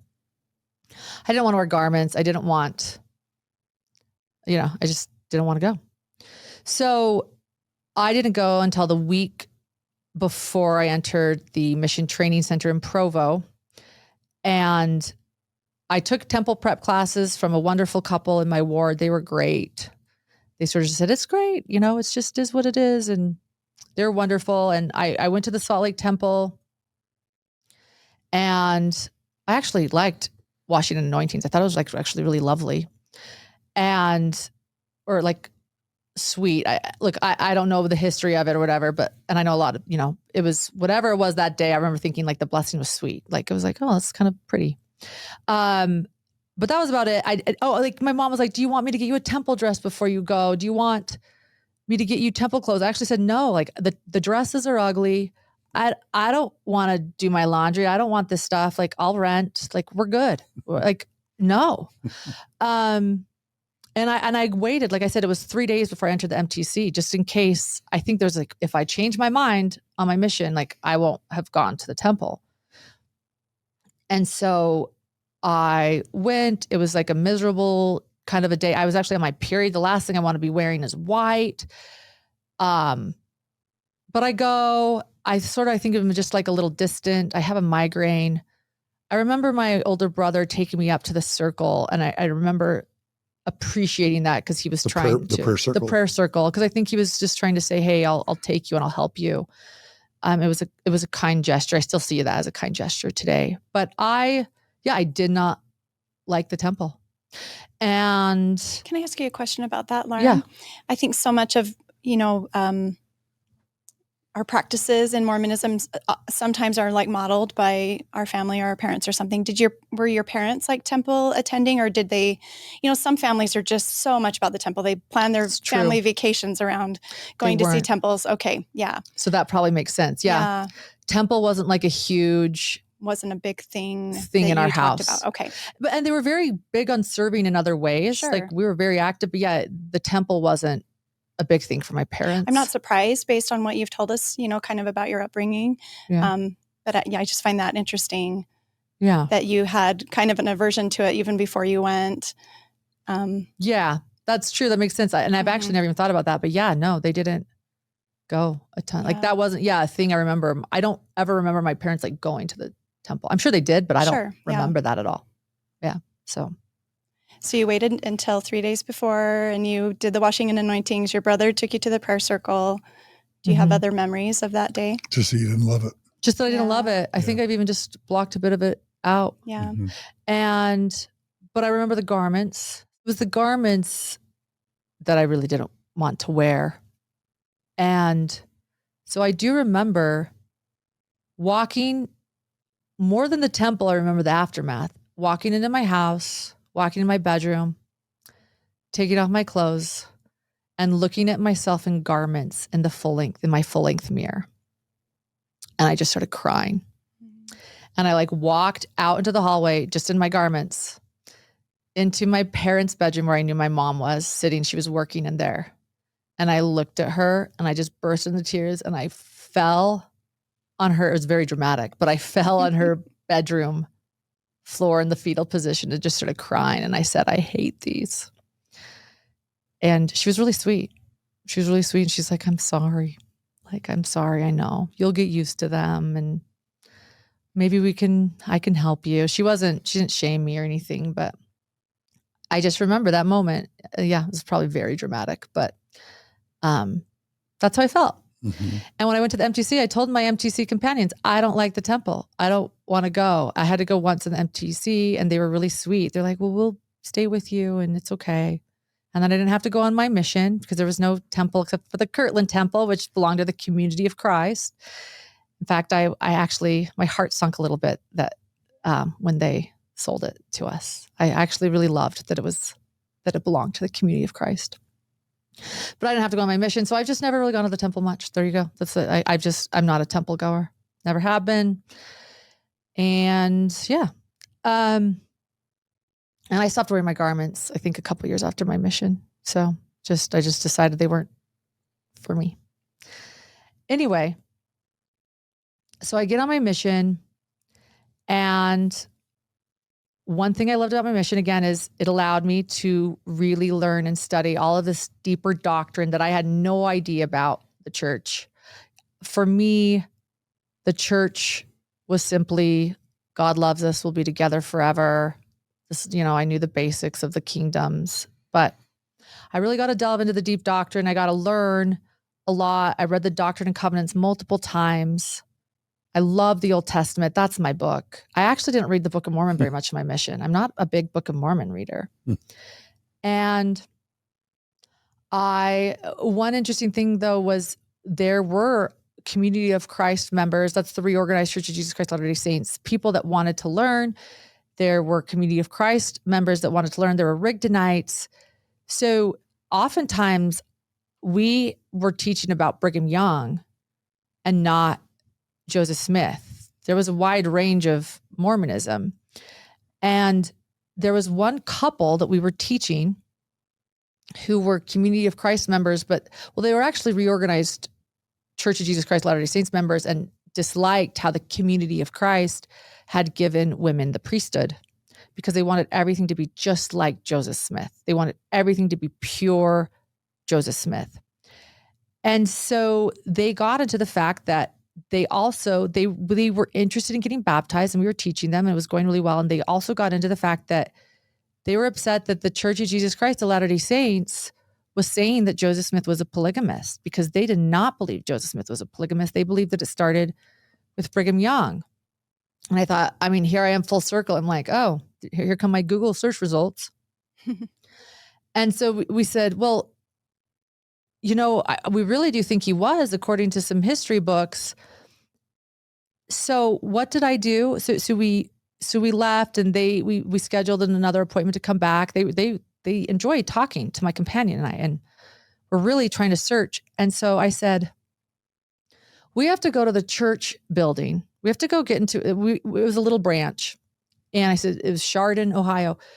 And try to get the list of Joseph Smith's wives and bring it to him. Like, that's what I'm thinking. Like, that was probably like the last thing they wanted, but I'm sitting here thinking like, I've got to do this good deed for them. That'll convince them. You're going to find it in the church library. Oh, I'm an idiot. Of your local branch building. Yeah. I remember we got the keys to the ward. It was late at night. The library was locked, but we knew how to break into the library. You get an extension cord from the vacuum and you remove the ceiling tile, and then you put the extension cord through the ceiling tile and you twist the doorknob. We did it. We did it. Wow. And we got into the library. Well, it was all for a good cause. Like, we got into the library. Right. And we made ourselves comfortable in that branch library. And they had all of the Church of Jesus Christ Latter-day Saints history books there. We just pulled them down and found it. We found it. We found it. We found all of his wives. And then we made Xerox copies of it. And like, thinking that this is going to be like, here you go. I'm dying to know what book in the 90s lists Joseph Smith's plural wives. Well, this was 2000. This was 2002, 2003. Could have been In Sacred Loneliness, but I'm just trying to imagine. Well, it was like the Sacred Loneliness. It was like the church history. It was like an encyclopedia. All the I know, but all of the LDS.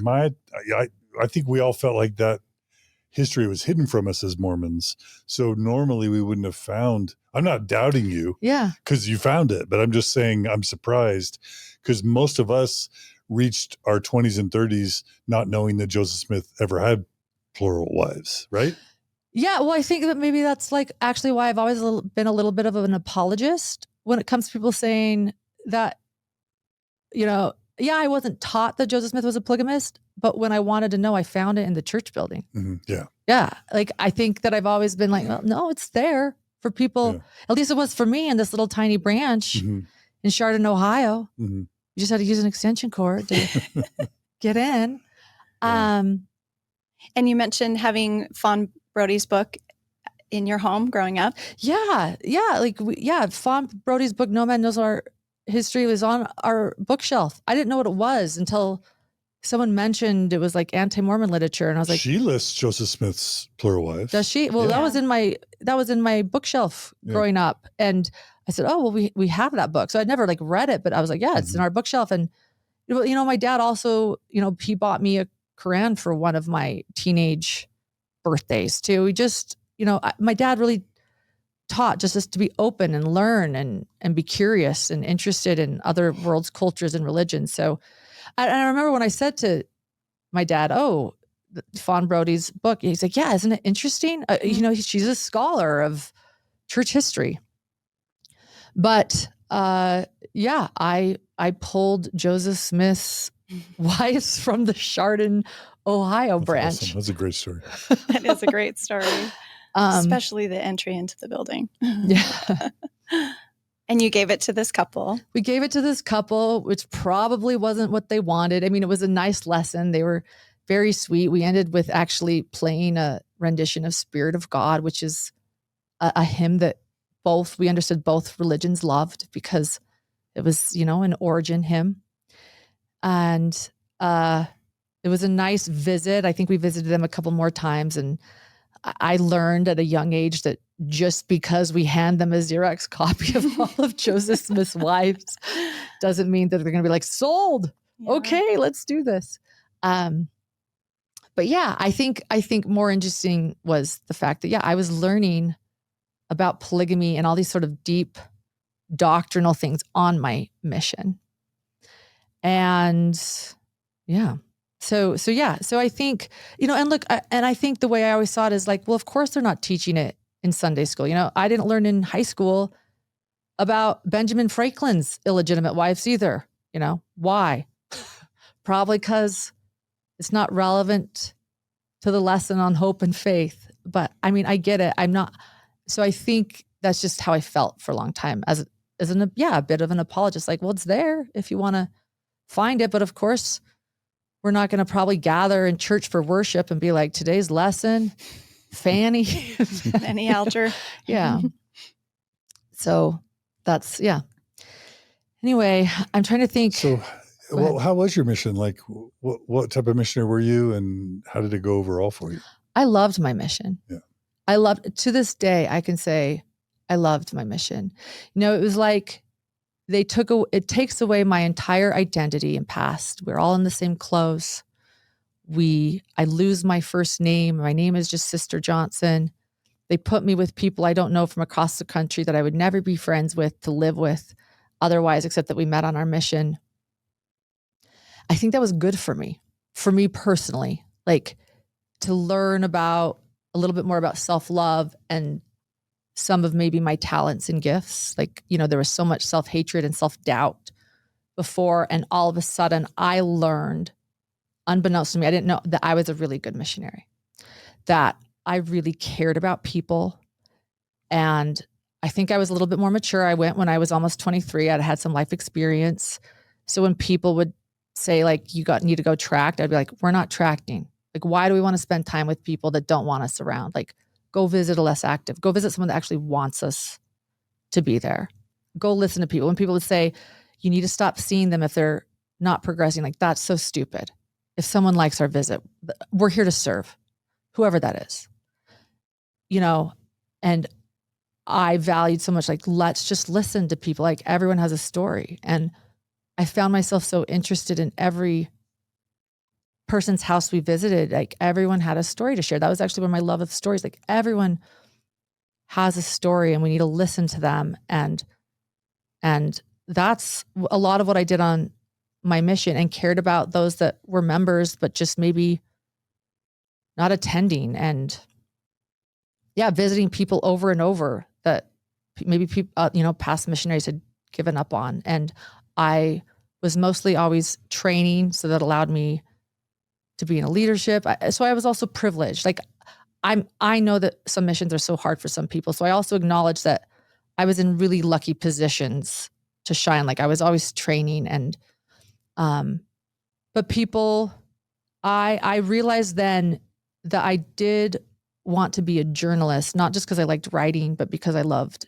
people, and everybody has a story to share, and they would open up and I would listen. I also had a lot of anxiety on my mission too, though, because I was idealistic and I thought I could help people, and I would worry about them at night, and I would go to bed with anxiety about how to help people. And so there was also that forming, like sort of this, like, you sit there and you listen to every person. You know this, John, you listen to people every day, and that's got to be hard at some point. Like just holding all the space stories. for all these people, holding space for so many people.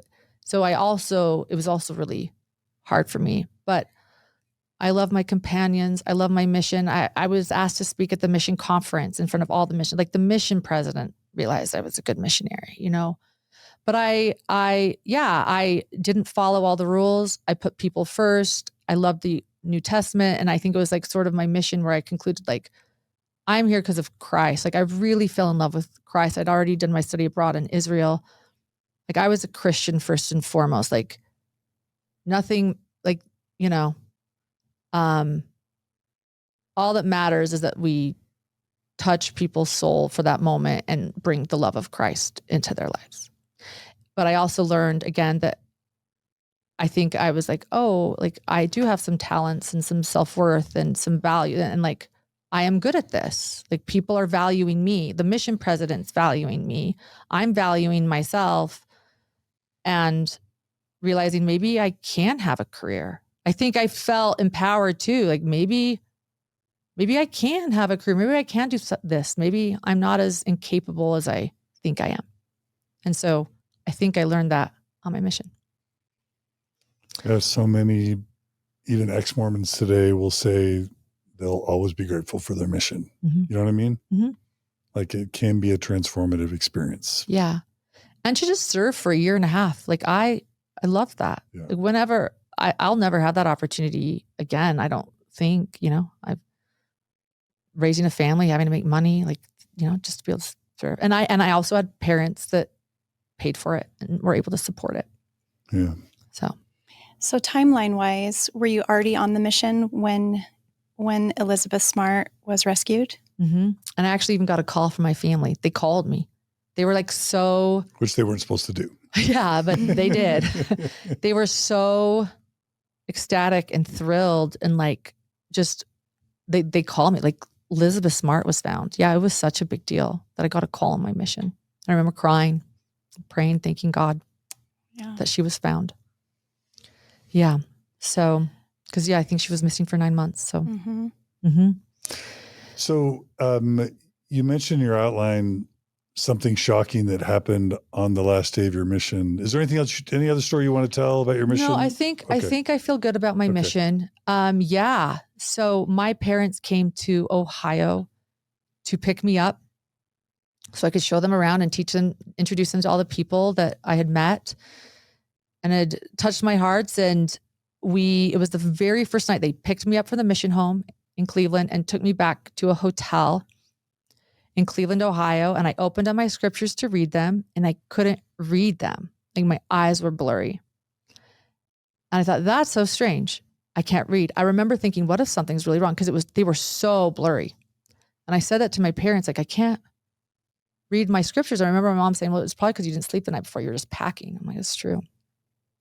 Woke up the next day, things were a little bit better. And later in the day, like I couldn't see. So I go home. The eyesight's getting worse and worse. And your dad's And your legally dad- and blind. my dad's legally Yeah. blind. Right. My dad's legally blind. So, I mean, Yes. And I think that was part of my concern. I go and visit my friend, the one that got married, the one I was supposed to report back to. She flew me out to her new home in Kansas City. And I couldn't see I couldn't see the mirror to put my makeup on. Like, it was just getting worse. So finally mom's like, let's go to Costco and you can go get an eye test while I go shopping.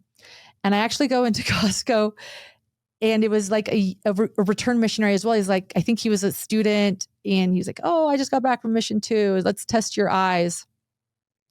And he was like, what do you see on the wall? And I'm like, where? He goes, straight ahead on the wall. I was like, I don't see anything. He's like, okay.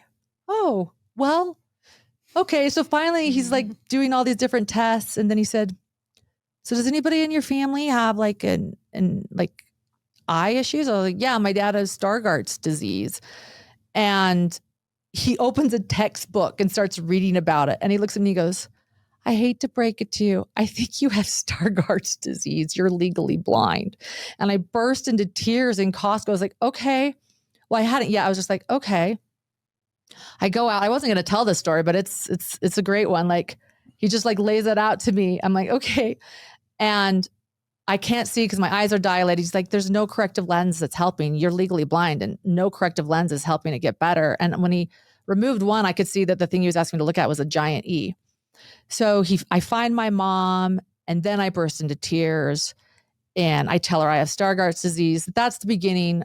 I'll jump to the end. I didn't have Stargardt's disease. He jumped the gun, but because of my dad's legal blindness, everyone just assumed that this was some Stargardt's disease mutation, and it wasn't. I was finally sent for an MRI, and I had multiple sclerosis. And so my optic nerve was malfunctioning. And I also think it probably started happening the last day of my mission because of anxiety and stress, because it's your nervous system. And so who knows how long it had been in my body, but it was a relapse at that moment. And, I got on steroids and I got on medication. Yeah. And so it's stable today. I have relapse remission, but that actually made me think like, I just need to stay home for a while. I stayed home while I finished up college at the University of Utah. And yeah, that's just, I have multiple sclerosis and I have to manage it, and I get exhausted, but yeah. So, but things are stable. And I good. can't believe you do what you do with MS. I just blows my mind. Yeah. So, yeah. So, So, fingers crossed though. It just gets scarier as you get older a bit, but I'm keeping it maintained and do my best and take a lot of power naps. Mm-hmm. It's like Ginger Rogers doing everything Fred Astaire did, but backwards with heels. So, yeah. But, yeah, I just remember that. And then trying to think what happens next. I graduate college. Oh, dating. Oh, yeah. Well, I came home. Not dating. Yeah, I came home and, I mean, maybe you guys can help me figure this out. I've thought a lot about it actually since I've gotten older, but I just felt that men didn't like me. Maybe it was Mormon men in general. I don't know. You wrote something about men. You said men don't like successful women. My impression is that's particularly true in Mormon culture, that a Mormon man does not want an educated, ambitious wife. Am I wrong? No, you're that's true. That's not me, but that's... You're true. But I mean, at this moment, I don't even know how successful I was, right? I hadn't graduated college yet. I was kind of floundering, but I think also I was kind of loud and outspoken and maybe not the most, I don't know. Like loud or assertive? Assertive. The first guy that asked me out after my mission was actually someone that wasn't LDS. Ironically enough, it was a young single adult fireside, and he was the speaker. They had gotten him in. He was an inspirational speaker. He was someone in the community that was kind of a big deal and had an inspirational speech to give. And he asked for my number, and I went out with him, which didn't end well. It was just one date, but yeah, LDS. I did not date a lot even right after my mission. Like I still hadn't even had a boyfriend. So then, and then I decided after I got home from my mission, though I was a little bit more motivated to graduate college, and I wanted to graduate in journalism. And I had this idea again for my mission, like I am going to be a broadcast journalist. I'm going to be a broadcast journalist. I graduate late from college. I think I was 26. And then I'm torn because again, I have this, I need to date. I want to date. I want to get married. I'm 26 now. Like now I'm thinking if I've never even had like a boyfriend, like how am I going to ever, like I'm going to be like 35 by the time I even like meet someone that wants to get married. And so where do I want to start my career? Now I have to get into a career. Do I really want to go to a small town where I'd have to start broadcast journalism, a teeny tiny town when I'm single? Or should I just go to New York City, which was my dream? I wanted to go to New York. I wasn't going to stay in Salt Lake. It was like either small town or New York City. And so I ultimately decided, like my brother was in New York. He's like, you can stay with us here while you look. And so I moved to New York. And I was right when I moved to New York. So I'm at this place where I was like, okay, I've got to like make life happen for me because I'm single. I'm in New York City making contacts, and I am sent an article from the Salt Lake newspaper that starts with my dad's mugshot. And I'm starting to read it. So what year is this? Ish. 2006. I didn't think. I've actually never talked about this, so I didn't know. So I started to read it, and it said that he'd been charged with securities fraud. And as I'm reading it, my friend calls me from Salt Lake, and she's like, Lauren, how are you? And I'm like, I'm good. How are you? Like there was a lot of beating around the bush. Like I knew why she was calling, but I hadn't even finished reading the article. I didn't know what was going on. So I was like, I'm good. She's like, well, how's your family? Like, I'm like, good. Finally, she's like, well, Lauren, I saw the article about your dad. Like, what's going on? And I didn't want her to know that I didn't know anything. Like, I had just started reading the article. So I remember just saying like, well, everything's fine. Like, yeah. Like, I couldn't tell her I didn't know. And so I was like, oh, you saw it? Like, I was just like, oh. So I hung up and I finished reading. And then I called my mom. She seemed okay. She was like being calm. I called my brother, the one I was living with in New York, Clark, and his wife. And I was just like, I've got to go home. I've got to go home and check on everyone. And Clark was like, don't go. If you go home, you're never coming back out to New York. And I'm like, I've got to go home. I've got to check on mom. I got to figure out what's going on. And he was right. I left and I never came back to New York. And nor did I ever move to a small town yet. Because what happened next, you know, and my dad's story, I'm not going to tell his story. I love my dad. My dad's an incredible man. So that's his story to tell. But what happened in the aftermath to our family and to me is what I want to tell. But that was the beginning of probably years of tumultuous, really, you know, those moments in life where everything changes. In that moment, everything changed. And like the first criminal trial I ever attended in full was my dad's. People don't realize that. I also feel like many things were unfair and wrong about his conviction. He was sentenced the first time only to 5 months. And then though federal charges came down for the same thing, which I think are ridiculous. And we went through the same thing again. And then it was later and he was sentenced for a lot longer. And through that amount of time, I mean, the things that happened, like overall, like money became an ultimate, like, so here I was about to start my career, but we were also like, as a family, like a debt that I didn't expect all of a sudden came on me too, along with student loans.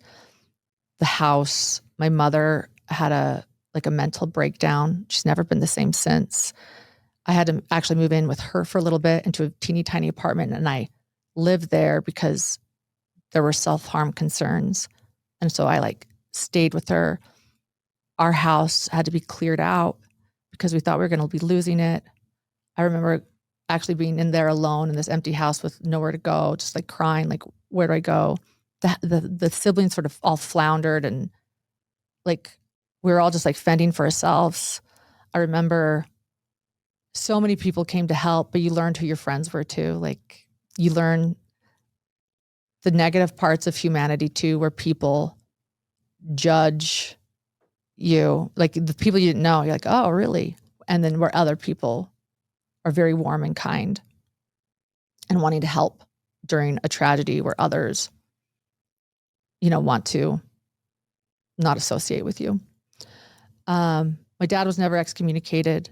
The word always continued to visit him and care for him for the most part.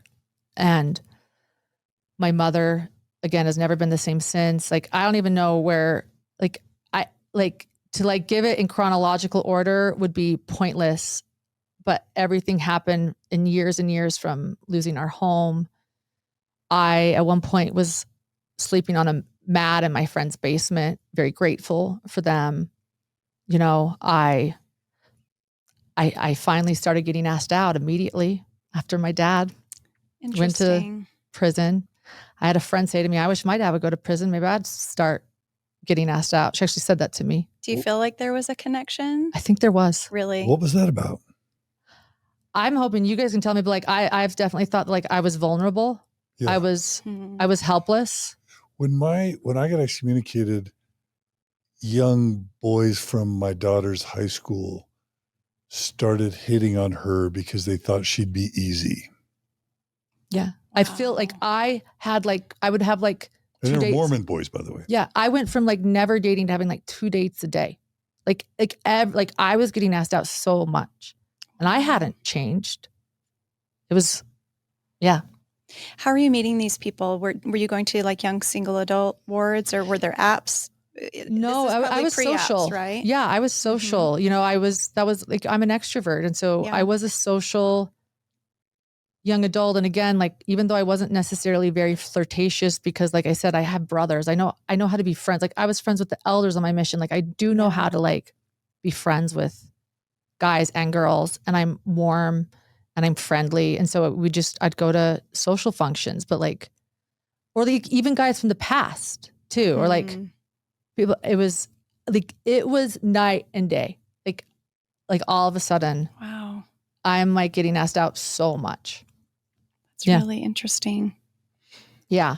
And I'm staying in Salt Lake now, and I get a job at a nonprofit organization. So neither the journalism or the New York City plan, but I just need to pay off debt and survive, and I was accepting a lot of the dates too. Like, this is true. Like, I was accepting a lot of dates too, because I wouldn't buy food. I was going to say, you're going to get fed. I got fed. I like, when people say free meal, like it was sincerely, I was getting fed. I would also go to social functions to eat. Like, if there's a barbecue, like I was like, how do I get food? Like I didn't want to grocery shop. Like I was trying to pay off debt, and I wasn't making a law. It was like a first time job out of college at a nonprofit, and I was working full time. And so, yeah, I would accept a lot of the dates. Did you see that as a silver lining, the increase in, or the emergence of date invitations?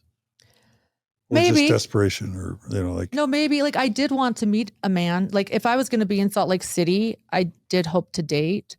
I don't know if it was all, and like I said, like, yeah, I think probably, but it came with its, there were a lot of guys. Yeah. I mean, it's like all dating stories. There's frustrations. Some too. not great guys. Yeah. Yeah. I had my first boyfriend, so yeah. So, yeah. But no one I wanted to marry or no one, yeah. So, I mean, I'll just try to imagine what that might have been like for you. And I can say that Utah is always feels like a very small place. Like there's always 2 or 3 degrees of separation from any of us with each other. So if if Mormonism's a really small place and Utah's an even smaller place and Salt Lake City's even a smaller place, to have your dad be the subject of a federal news story, to be a prisoner, I mean, how was that for you? Like socially, right? yeah. Yeah. It was awful. Yeah, it was a talk. It was actually, I remember a particular date. This guy really liked me and I didn't like him, but he kept coming around with giant flowers and he thought that we were a thing when I wasn't into him. But I remember him saying he's like, I'm telling my friends about you. And they're like, wow, how interesting you came into her life at this time, to help, almost like to rescue me. Yeah, which I didn't like that. Like nobody needs to feel sorry for me. So I'm curious, after your mission, but then after your dad becomes a national news story, how your Mormon faith is sort of absorbing and progressing and evolving, especially as you're living now in Utah. Yeah. And trying to date and figure out what to do with your career. Yeah. I'm clinging to it. When this sort of thing happens, your entire reality as you know it sort of disintegrates.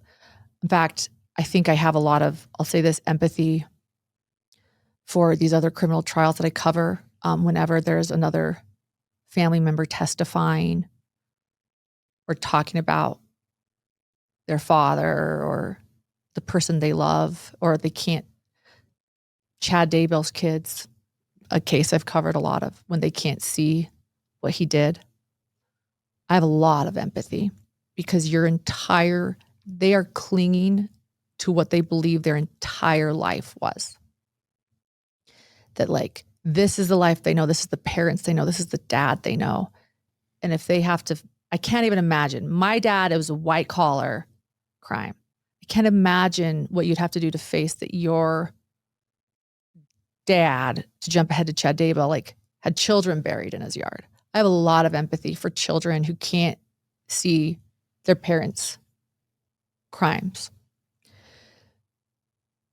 And I think that I'm clinging to my faith deeply because I want my family unit and the tradition of my family to stay intact. In fact, I probably am more desperate than ever at this moment to find a man and get married in the LDS temple and get this Mormon fairy tale more than ever, because my reality has just completely has been blown to smithereens.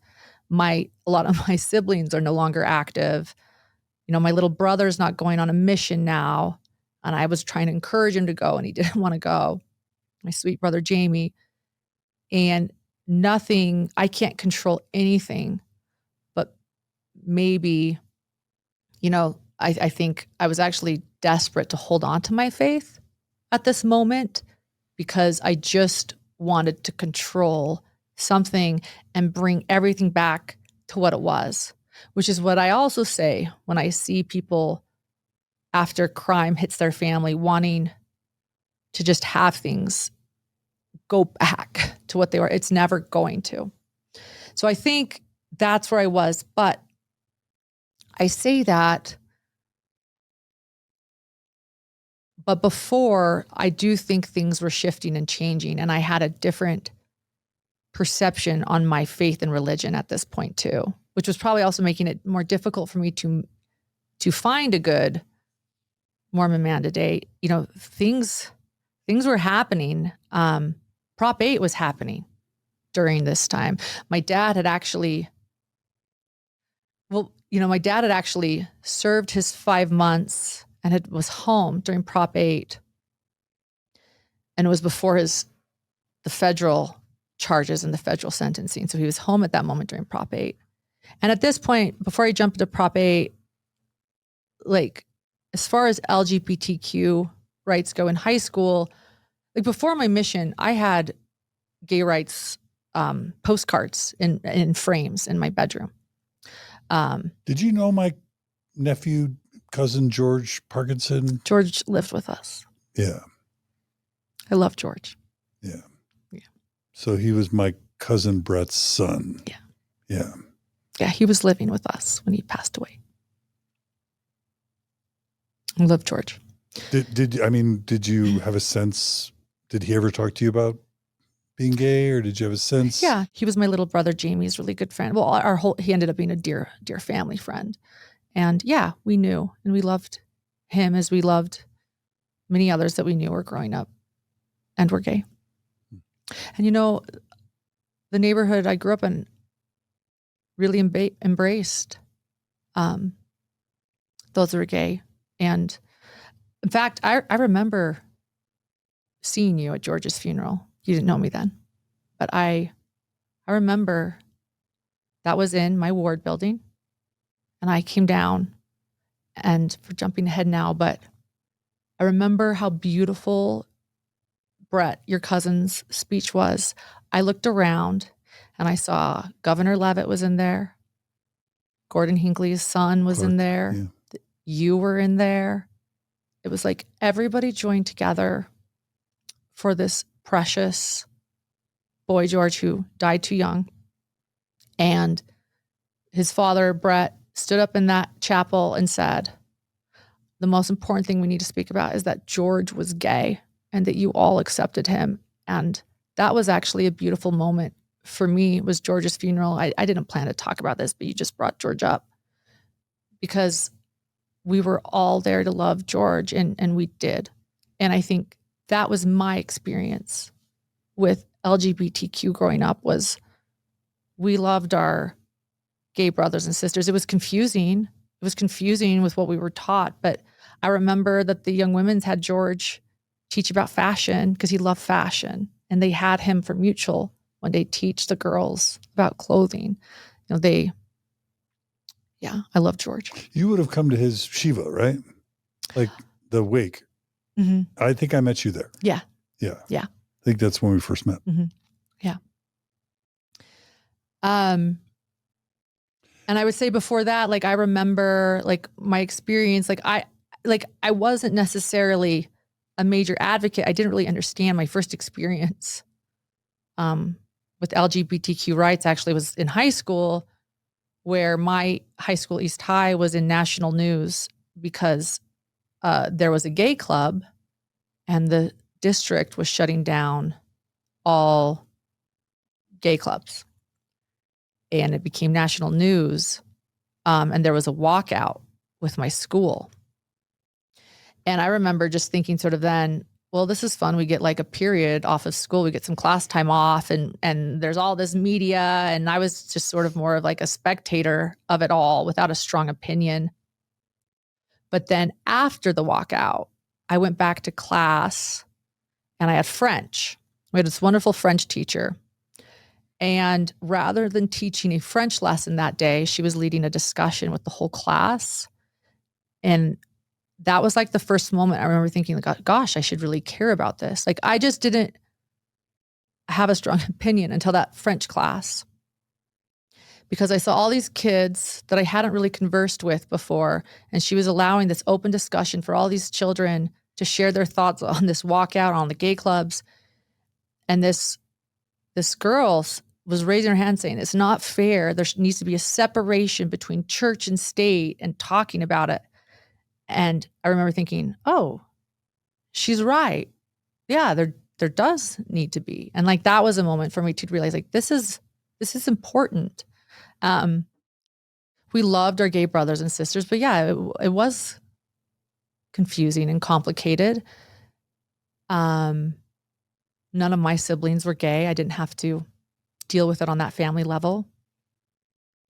But I think that I always thought that once gay marriage was legalized, gay temple marriages would be a thing. Like that was my fantasy. I guess I just sort of assumed that was going to be a thing one day. All religions and churches change, all of them. That's also why I don't have an issue with like when I see change in the church, like, and I may be a bit of an apologist there because that's what churches and religions do is change and shift. And I think that's a good thing. I celebrate that. And so I just always assumed that once society accepted gay marriage and made it legal, gay temple marriages would be happening and we would be having gay bishops, and so goes the progression of life. But, you know, so I came back from my mission, and again, my dad had just come back from his 5 months behind bars, and Prop 8 is happening. And at this moment, I was just like hopping around to different singles wards. I had my records in my home ward. And I remember being really confused. Like, why is the church backing this? Like, this is upsetting. Like, what are they, like, why are they trying? Like, I thought we wanted this progression. I really thought we were all like waiting for this to happen. Don't we want gay marriage to be legal? Because then everything's great. But I remember trying to process it, like probably some cognitive dissonance, like, okay, it must be this 501c3. Like, okay, like we're going to lose our nonprofit status. There's got to be something like complex that I'm not understanding. So it's because the church I know wouldn't do this, that I've decided in my brain. And my dad actually started an email thread, and all of the siblings were sharing their different thoughts about it. And I went and dug up the email that my dad wrote because it was a very profound moment for me. Like, he was listening to all of us. We were all emailing. We were in on Gmail. So again, like, I'm trying to like figure it out. I think I must have written in this that like maybe it's like we have to keep our nonprofit. Like, why would the church be doing this? And we're all talking, and this is what my dad says to all of us. I'm just going to read it. He writes, "Children, thank you for your thoughts." And Lauren, that was a fascinating outline. Don't know what I said, but children, thank you for your thoughts. And Lauren, that was a fascinating outline. I am going to contribute. I oppose Prop 8, and I regret that the church has taken a public stance against it and seems to have called for the saints to actively campaign against it. First, I strongly disagree that a civil political right, as in marriage, voting, medical treatment, as in contraceptives, abortion, public education, as in creationism and prayers in schools, individual privacy in the home, who you have sex with or marry, should be shaped or curtailed in conformity around a religious doctrine. If the church asserts that gays cannot be married in the temple or by church officials, that is okay, and I accept that as the current doctrine. But that should not affect what the civil authority does. Churches have tried to control everything from women's childbearing decisions to business activity to even what sexual positions couples may adopt. Lauren notes the current concern that somehow a church could be sued, or put another way, in some of the emails, lose their tax-free status. This is incorrect. A religion can have a doctrine no matter what the law says, and this is protected by the freedom of religion, expression, assembly, etc. Further, one cannot force a person, say a bishop or Baptist minister, to perform a marriage by, say, an injunction, etc. The claim voiced by many Mormons is that the church must do this to protect itself. Protect the doctrine, tax-free status, etc. This is exaggerated. It is alarmist to get us LDS people going to protect our church. That threat is misplaced.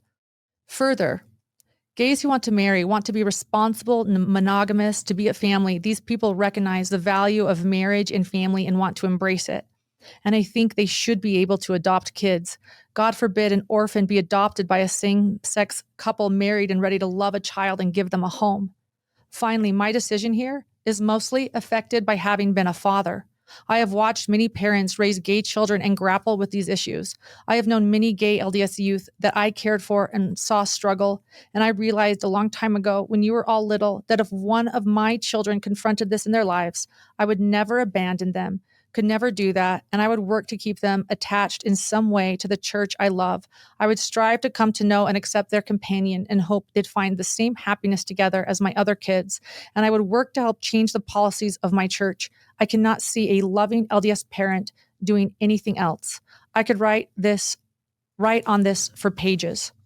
I would like to know more about how to join with other saints and resist the passage of Prop 8. Dad. And I think that was like a moment for me where like I stopped the mush in my brain. Like I was doing this like cognitive dissonance, like dance, like, wait a minute, like trying to like fit this in like some sort of strange, like, why is this happening? And my dad said that. I was like, yeah, you're right. And absolutely. And we had a sign in our yard, and I saw my dad actually on local TV out at the rallies, saying vote no. And I was very proud of him, and I felt proud to be certain that I was right and that he was right. Like, I mean, I felt right. Someone's going to disagree with me. Like, it's an opinion. I felt good about I still feel good about it. And I think that like clearly I was becoming more and more liberal in my thought processes, and that sort of created some differences in worldview and thought than with other, people I was dating. Like I had my friends and I wanted to meet a man similar to me, but it was also becoming, I think, a little bit more complex. And I remember also during this time, as an LDS woman, this just made sense for me too. And it was hard for me to understand others who didn't see this way. Because for me, like if you go back, like one of the theologies I love about the LDS faith is Christ's plan versus Satan's plan, right? Like our origin story, even before the origin story of Joseph Smith, the pre-existence origin story is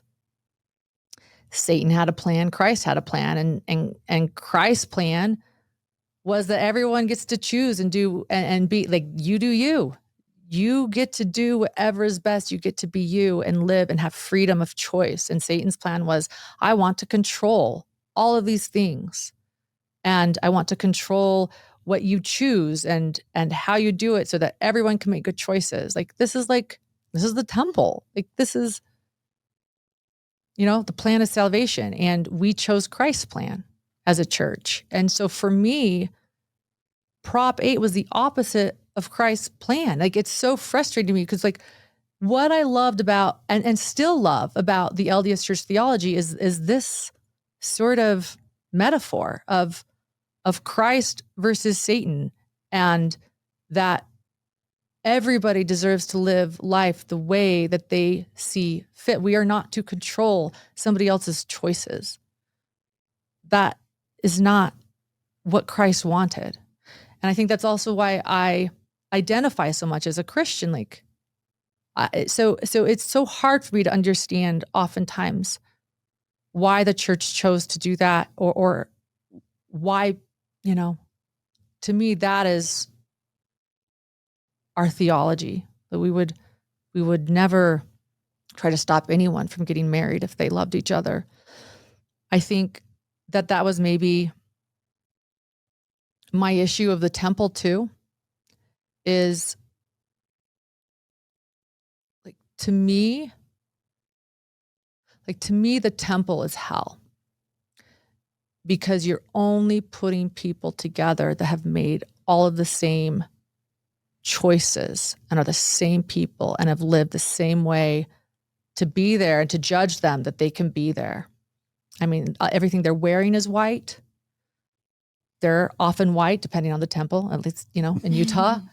And it's like to me, heaven is so many different people in one room together, just loving one another and not having these guidelines and these rules and these laws. And so I think that I was just so disappointed by Prop 8 and confused that what I thought was our theology and belief wasn't what really was. Thank you for sharing that email from your dad. I found that really beautiful. And, particularly the part where if he was ever faced with having an LGBT child, to never abandon them and to accept their partner, that was really beautiful. Thank you. Thank you. And also, I mean, there's two things that stick out to me. One is the contrast of your dad being convicted, as a felon, and all the assumptions and or stereotypes that might come with somebody who's convicted of a crime. Mm-hmm. And then like this lovely, and he's Mormon, but yet he writes, and faithful, but he writes this lovely, empathetic, progressive letter of support in 2008, very early from Mormon timeline perspective, in support of the LGBT community. So that's a real stark contrast in my mind that I guess in part I'm wondering how you made sense of that, right? But it for sure shows that your dad was clearly more complex than the stereotypes we might have of, I'll just say, a convicted felon. And I don't even know if you like that term, but yeah, a lot more complex. And I'll just say another reason I want to avoid all the legalities, not only is it his story to share, but because it's also very complex. And I think I'll always struggle with the state of Utah, actually, and their politics and what they did to him and some of the corruption in the AG's office, that we don't need to get into. yeah. But there's a lot more to it. And I mean, your dad has a lot of depth and a lot of empathy and a lot of sophistication by what I'm hearing in that letter. That's all I want to say. yeah, he is that way. Yeah. Mm-hmm. And then Yeah. the only other thing I'm going to say, and I've made this observation a lot on Mormon Stories, the people, I've always I've said this a million times, and people have asked this about you a million times. It's like, how is Lauren still Mormon? You know what I mean? And it's so weird to hear you call yourself an apologist, because you're not an apologist at all. But like these days on the internet, if you either hate the church or you're an apologist, there's no in between sometimes for this Mormon internet. But what I've often observed in this chair is that if you're raised in a harsh, strict, rigid, Orthodox Mormon mindset, that blows up and you end up leaving the church. But if you're raised in a type of Mormon mindset that's flexible, that's globally minded, that's even liberal or progressive or nuanced, it's a type of Mormonism that can stretch to last. And weirdly, in 2025, the people who are in their 30s or 40s or 50s who have been able to stay in the church are the exact ones that were raised by your types of parents, that raised you to be globally minded and to feel like you can be globally minded and still be a Mormon. Yeah. Thank you for saying that. I think the other thing that happened during that time, though, that also shifted a bit was still my struggle with polygamy. And speaking of stretching, I definitely had to stretch that view. And my conclusion was essentially deciding that, not only was Joseph Smith no saint, I decided polygamy was simply not from God and he was cheating on his wives. And, I don't know if that means he wasn't a prophet or a fallen prophet or no prophet, but I just simply didn't believe he was the guy to really revere. And he didn't. So I just decided polygamy was wrong. He was cheating on his wives. He's kind of a jerk. He's probably a narcissist even. Like those are all the things I concluded about Joseph Smith. And Yeah. I actually wrote something in my journal that moment too. So I think this was like sort of like a big sort of transitional year for me. And I mean, that's also a really interesting parallel is Joseph Smith was beloved, broad-minded, and he ran afoul of the law. Yeah. Yeah. So anyway. Yeah. So I wrote this in a 2007 journal entry. So that would be before Prop 8. I wrote, I believe in Christ and consider myself Christian because I believe in loving one another and not judging one another. I believe in faith as an action word. I think the LDS Church is full of inspiration and answers and helps us learn about a loving God. But it is not for everyone. But I choose it to worship Christ, and it is the religion I choose to practice my Christianity and belief in God. So in other words, my belief in God, the LDS Church was my vehicle to worship God. That was my village. That was my community. That was my place to worship God how, where, or what I may. Thanks, Joseph. That was Joseph, right? Yeah. So. Yeah. Beautiful. Powerful. So that's where I was with sorting out my personal beliefs. And that's not this is the one and only true church and all other churches are false. You know, that's not the type of Mormonism that you're carrying. You're basically doing, in my opinion, doing religion like it was meant to be. I often say that religion at its best is the salt, not the meal. Mm-hmm. And you're basically saying, this is my tribe. This is a framework for hope. Mm-hmm. It's a framework for confidence. It's a framework for structure, for morals and values, for community. But it's not all the hateful, bigoted, bad, bureaucratic things, right? Exactly. And something else happened too while my dad was away. And again, it was after his first charges and conviction that then there was more. There was additional. It was heartbreaking. And so I went back and sat through his entire criminal trial, but I was also, I think, even though I was holding on to faith, I was, once everything happened, I started drinking and I started drinking alcohol, not an alcoholic, just more so like socially. At this point, socially, at this point, does anything matter anymore? Just sort of, I stopped wearing my garments. I'd stopped paying tithing, So I mean, the weird thing is Jesus drank alcohol. Joseph Smith drank alcohol, right? Like most of the early church leaders drank alcohol. I didn't feel really guilty about it. I was just like, But I still loved, as you say, my faith. Yeah. So career-wise, what's happening at this time of your life with your career?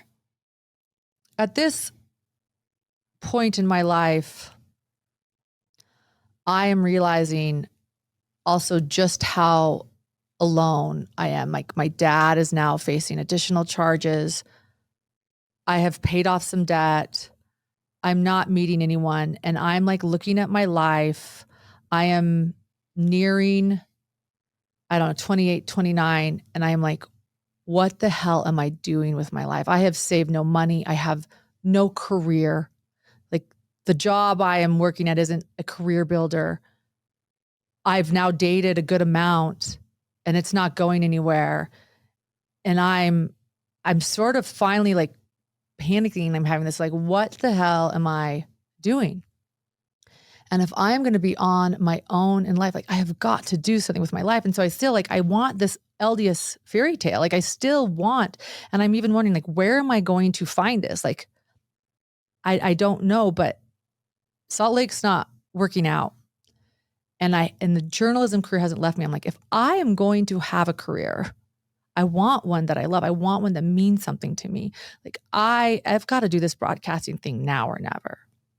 Like if I really want this, like you've got to go for it because and it meant again, like moving to a small town, that was always, you just have to start at the bottom. And it's really hard to get into. Once you get into it, you can't leave it. It's like the Twilight Zone, but it's like really hard to get into. And so the nearest town that would be like a starter market is Pocatello, Idaho, where my mother is from, where my grandmother is living. And it's 2.5 hours from Salt Lake City. And so I drive up there to try to meet them. Like, I want a job. And like, they're like, Pocatello is like, yeah, well, let's get in line. Like, so does everybody graduating from BYU. So I was like, I've got to do this. So I actually put on a credit card, a reporting workshop, or it was a private reporting coach in Los Angeles. I flew out there, make an audition tape, and then I just start driving to Pocatello every single weekend for like the next 7 months. Every weekend, job shadowing or working for free at the NBC affiliate station until they essentially like give me a job. Like, I just won't go away. And so when there is finally a job open, they're like, do you want it? And I say, yes, please. And so at 29 years old, I start my broadcasting career. So it took a while, but I was like, now or never. And I'm moving to a town that I do not want to be, in East Idaho. And I'm going to make a home there for the next 2 years. It's going to be $19,000 a year. And I move in with my grandmother, and I start work, and it's hard, and I don't have a lot of money. I'm eating Costco free samples. My grandmother, my grandmother's husband, my grandpa died when he was 65. She's a very frugal widow and doesn't have a lot. I'm paying her $100 a month for rent. Yeah, I like the Costco sample ladies knew me by name. They were like, hello, they need to pay you more there. I'm like, I know. Let's hand over the taquito or whatever. Just make the rounds and make the rounds for lunch, and work in there. It was a very lonely time during that time. My dad calls me to tell me that he and my mom are getting a divorce. He's very sad about it. He's like, I'm so sorry. I take time off of work to drive down and testify at his federal sentencing. I stand there, and while I watch a reporter in the courtroom take notes and share why my dad is such a good man and how he taught us to do stuff for Santas and serve, and why I believe that they should be lenient on him, and come back up. I'm buying all my clothes at Deseret Industries, and which, for those who don't know, that's used clothing. Goodwill. Yeah. Salvation Army.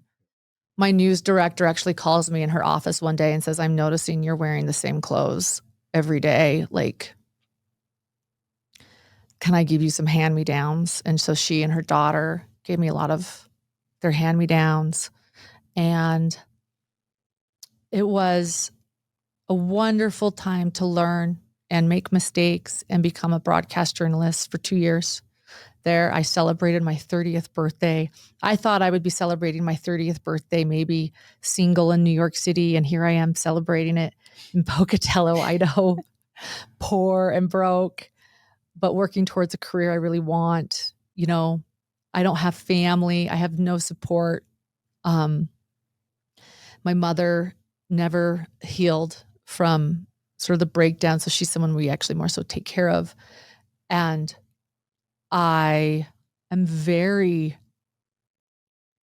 in the right place I need to be, but I am very lonely and very vulnerable. I go to the doctors for anxiety. I have a fast heart rate. He's like, it's anxiety. Like, I am wondering where my life is going. Like, what am I doing?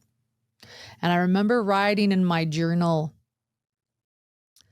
I have it. Like, it's just so depressing. It's so vulnerable. But I'm like, I just wish someone would rescue me. Mm-hmm. I just want to be rescued. And I think that probably sort of lays out the next sort of tumultuous years. So during this time, unhappy in Pocatello, trying to, maybe keep a foot into the Salt Lake City social scene to try to date. I am going home on my days off. So I'm driving 2.5 hours to Salt Lake to continue to go on dates or whatever. And there was one guy that I'd been going out with a couple of times, and he was being very aggressive with boundaries, not seeing me again. I don't mean physically, but pursuing me and seeing me again and not taking no for an answer. And at the end of this date, I had really concluded, I don't want anything I'm done, and so he drove up to the house where I was staying, and my car was parked out front to drop me off. And I'm saying, I don't want to see you again. And he was like, come on, just again. And I'm like, no. And, I it was so frustrating. I got out of the car and I'm sure I was rude. I was angry. I was angry at his pushing me. And I, so I said, I might have said, fuck you. I don't know what I said. I might have just said, get out of here. Maybe that's my brain remembering that I said that. I don't know. But I said something I was angry, get away from me. And at that moment, he grabbed my arm and started pulling me. And to the point where I was scared and I started screaming. He was pulling me back to his car. And he started pulling me and I was screaming. So this is outside. And I ran to this circle, this grassy circle, across the street, and he chased me and he grabbed me and he shoved me and I fell hard. And at that moment, I think he realized what he had done too. And I looked at him and I was like, maybe that's when I said that first, just get the hell away from me. I don't know. And I ran, I got up and I just started running and he was like, Lauren, and I jumped in my car actually, because my car was there and that was closer than where I could get, he could have kept following me. And I drove to my friends. I was freaking out. He actually drove all the way to my friends. I ran inside he was sort of stalking, and it was a married couple. They know who they are and dear friends of mine. And he called him and said, did you do this? He said, yeah. I tell her I'm sorry. And he said, go away and go home. But these were just some of my dating experiences while I was so desperate to be rescued. I just think that's a good representative of, I just didn't know where my life was going. And here I was 30 years old. And during this time too, there was a guy from Provo that I'd gone a couple of dates with that was wanting to come up to Pocatello, drive 3.5 hours to see me. And I kept saying, no, don't come up. Please, we're good. And he would keep saying no, it was the same thing. It was really aggressive. Love bombing? Yes. Thank you. Really aggressive love bombing. Extravagant gifts too. He was I just landed. I'm home from France. I want to bring you something. I was don't so sweet. To the point where you feel guilty. I felt guilty, declining him, but he was please. And there was this one moment, again, it was the same thing. He said, I just landed. I want to bring you a gift from France. It's 3.5 hours. And I said, please don't come. I'm really tired. He's well, I'm going to make an executive decision. I'm coming.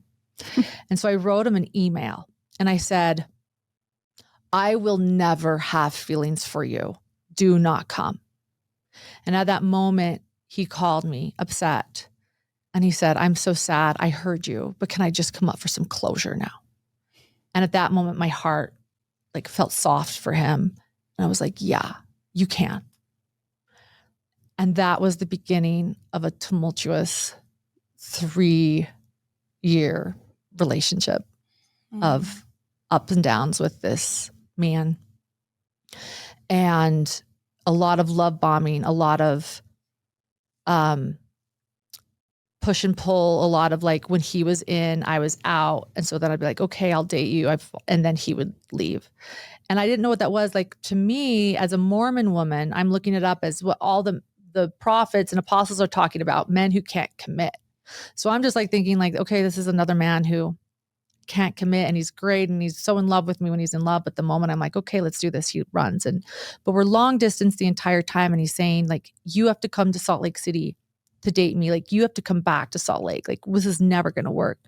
And so there are actually mass layoffs at my station in Pocatello. It's been going on I've been there for 2 years, and they actually asked, they're very kind, like, do you want to stay? And I was like, no, I don't. Like save somebody else's job. It was like a kind thing. You know, I was able to get unemployment and move back to Salt Lake.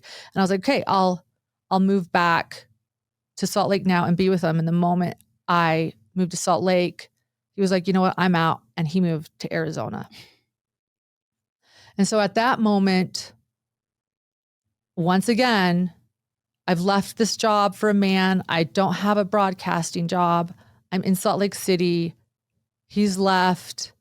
Here I am, 31. I'm like, what? Like, or 32. I don't know. I'm like, what the hell? Like, I just keep desperately like wanting this like fairy tale. Like, I just want something. And I had been in love with him. And so I thought, I have got to move on from him. Like, I was done with him. It had been 3 years. I was like, I am done. It's over. And that's when I started online dating. And I was like, I've got to meet someone. And I was also looking for a broadcasting job. And I had actually was landing and interviewing with a local station in Salt Lake City while doing some online dating. And I had just was landing my dream job in Salt Lake because that's what was my ultimate goal. I just wanted to be a news reporter in the city I grew up in. So I land this job. I'm landing this job with my dream station, or my dream job with a local station. And I meet this guy. We meet for lunch. And yeah, he's divorced. He has a bunch of kids. He's Mormon. He was in the bishopric. Handsome. He tells me how he was on the 40 under 40 business magazine cover. And explains that he's divorced because, you know, of an emotional affair with a high school girlfriend. I'm thinking to myself, it was probably an actual affair, but I'm not judging him. And why would you don't need to tell me on the first date, you know, whatever, you know, you can, you know, tell me later. Happens. But I am also really desperate to just move on from this ex-boyfriend too. And so he's really rushing things and seems really interested in me. And I'm like really open to it because I'm like, I just want to meet somebody else. And so this is the same week as my first week. I tell him I'm starting this job and he's like, congratulations. He sends me a dozen roses. He comes over the next day. He's watching me on TV. He's like, you did great. It's the first week. And then it's like, I think the third day, he comes over, and I'm living in a dining room at this moment, by the way. It has French doors, and I've put up curtains. So it's like a studio. I've put up curtains, but it's like right off the front door of a house. So like, you know, it's where I sit, it's where I sleep, it's where I do everything. It's my apartment. So he comes over and he comes into the dining room and shuts the door, and he starts kissing me. And then, you know, he pushes me on my bed, and I just remember, like, look, I ended up dating a lot in my years, and I've kissed a lot of men. And but it was something I never experienced before. Like, it was very aggressive. And I was trying to push him off of me, and I couldn't. And I realized what was happening. And like, I knew it. And I was like, he's like, I said it in my mind, like, he's raping me. And I all I could think is, what do I do? So what do I do when this happens? And it's like, you say no and you push him over and over and over again. And that's what I did. I said, no, no. I was shoving him. I was pushing him. I was shouting no. I think I said no well over 200, 300 times throughout the entire thing. I just kept repeating no. Like, I just didn't stop saying no, and pushing him and trying. And at the end, and it was an assault, but at the end, the last thing he said is, I can't believe that you say that you are a good girl and you let me do this. And Lauren. Then he left. And I remember thinking, it was very, I don't know what I'll say, but I went to work the next day. And as I went to work the next day, he started calling me and I wasn't picking up. And so he started calling me incessantly. And at the same time, this is the very next day, my ex-boyfriend starts calling me and I'm not getting his calls either. And I can't believe that he's calling me either, because I don't want to talk to either of them. And so like, the more I don't talk to them, they're both incessantly calling me. Like, they're both like, and if my ex-boyfriend knows, he would be so angry, and not because of what he just did to me, but because of the jealousy. And I don't want to talk to this guy ever again after what he just did to me. But they're both like, with my not answering, they're both incessantly calling. So I finally pick up his call, the guy that assaulted me. And he said, are you not interested in me now? And then said something about my coworker's ass looking nice. He's like, well then, maybe you can hook me up with your coworker. And then I remember I went live on TV, and it was like the worst mess up ever in life. It was my first week, and it was my worst mess up ever on live TV. It was just mortifying to me. And it's my first week on this job. And the guy called, he texts me. He's like, that was terrible. Like, what, and my ex-boyfriend keeps calling. So I finally, I leave work, and I finally pick up my ex-boyfriend's call and just get rid of him, because I can't handle the guilt either of like the fact like he's calling me again, we're over and like this just happened. And so he's calling me and I'm saying, I can't, like, don't call me, I'm dating someone. And he's out of the country, my ex-boyfriend. So I'm like, don't call me, I'm dating someone else and it's serious. And that like set him off. And he's like, absolutely not. Like, absolutely not. I was like, it's over. Like, please. It has been 3 years of this. And he's like, no, I am flying in tonight. And I'm like, I just want these two men to just like go away. And so he literally calls me, he goes, I just booked a flight. I'm coming in to propose to you. And I was like, don't do that. And the next morning I go to work, still my first week. They're both still calling me, and my ex-boyfriend was like, I'm here. I'm picking you up at 7 tonight. Be ready. And the guy that had just raped me kept calling. And I had to text him and said, I'm getting back together with my ex, like, just leave me alone. And then he started like going crazy on my phone too.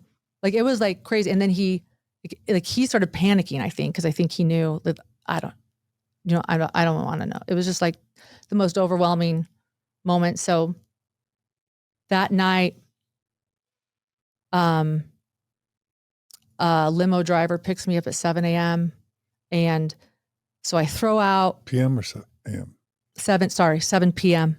Thank you for correcting me. And I throw out like the other guy's flowers for the ex-boyfriend. And I go out for this like extravagant, like I don't even like extravagant night. He's controlling everything and he has all these things planned. He includes my family.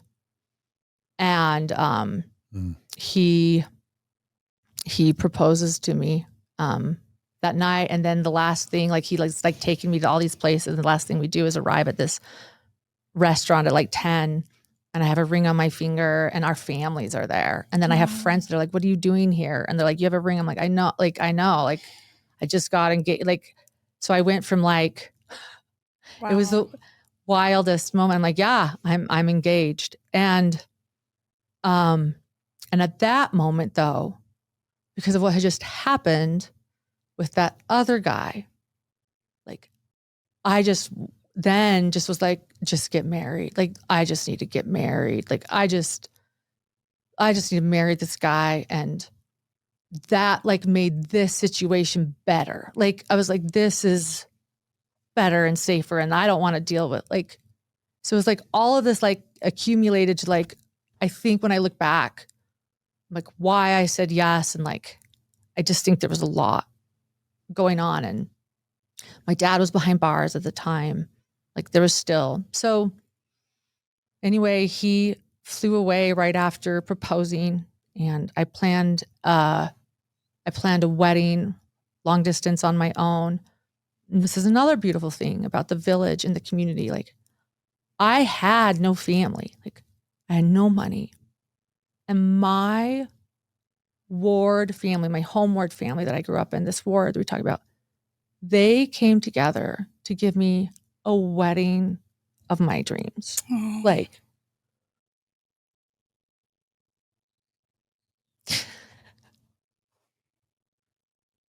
they were so nice to me.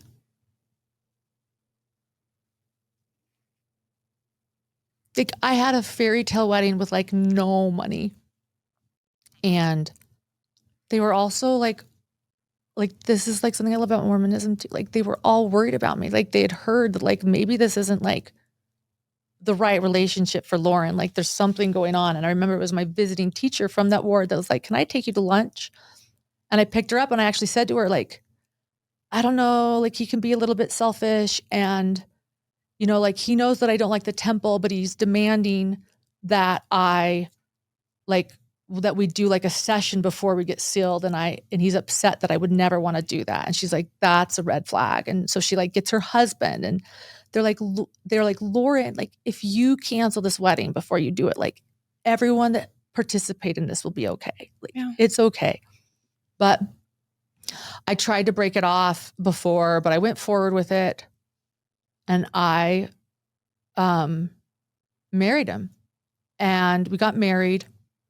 And that was, I won't share too much, but it was a very, what I consider a very emotionally abusive marriage for 2 years.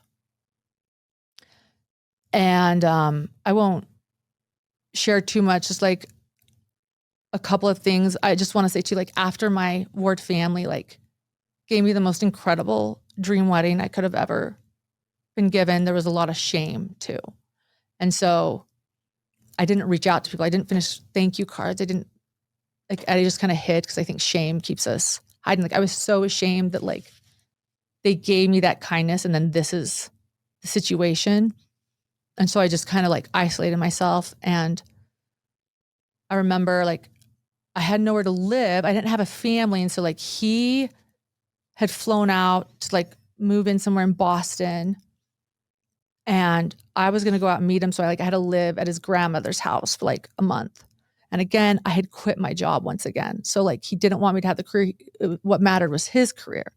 So once again, like I'm giving up my dreams for this fairy tale, this temple wedding. Like, I just want this so clearly. I wanted this so desperately. I want kids. I want a family. I want like 6 kids that I can feed organic meals to. And like, you know what I mean? Like, didn't just like decorate the house for Christmas. It's really just what I want, this happy little Mormon family. And so I remember when I finally go out to Boston to meet him, like this one experience, like it's my moving day to Boston, and he picks me up at the airport, and we have this romantic moment, and he takes a picture of me in front of a lighthouse, and I feel so happy. And we had just been away from each other for like a couple months. And so I like confide in him that it had been really hard and that I'm so grateful to see him. And I like rest my hand on his shoulder, and he looks at me and he says, "Lauren, you've got to learn how to stop crying." And then he looks at me and goes, "You know what? I don't want you in my life here. I'm going to take you to the airport. We're done. I'm not going to bring you to the apartment." And so he drove me. It was like 2 hours. I just sat in silence. I was like, well, if he's doing this, it's not the man I thought he was. So he did. He drove me all the way to the airport, back to Boston Airport. And I just sat in silence. And then we parked at the airport, and he's like, "You've got to stop learning how, you got to stop. You can't cry anymore." And I was like, I have feelings, I have emotions. Like, I'm going to cry. And then he starts crying. And he's like, "I'm so sorry." Like, this is the type of stuff. I was like, no, fly me. And I didn't know where he's going to fly me. I didn't have a home. I had no parents. I had no money. Like, I was like, am I going to go back to his grandma's house? But I was like, no, like, fly me. Like, give me a Hawaii ticket. Just like, I was like, fly me. But he cried, and we went back to the apartment. And anyway, like, that's just like an example of what it was like. Just the volatility. Yes. Yeah. Like, and so he apologizes, and we go back to the apartment, and then he doesn't talk to me for 3 days. And then when we do talk, he says, I say something, and he's like, "Well, I want kids. I just don't know if I want your kids." And so then at that moment, like, all my dreams are shattered. So I actually end up, just like, long story short, leaving. He begs me to come back. I end up going back. And there was one moment I start going to a therapist who's like talking to me about things. Like, that was really good. I was in Boston. I was going to a therapist trying to sort this out. But I just remember one story, and I think it was a really poignant moment in my life. So I want to share it because I think I was looking to God, that idea, going back to my patriarchal blessing, the time will come. Like, I didn't get married the first time until I'm 33 years old. So I got married at 33, where you'll be married to a good man, and he will cherish you. Mm-hmm. He will cherish you.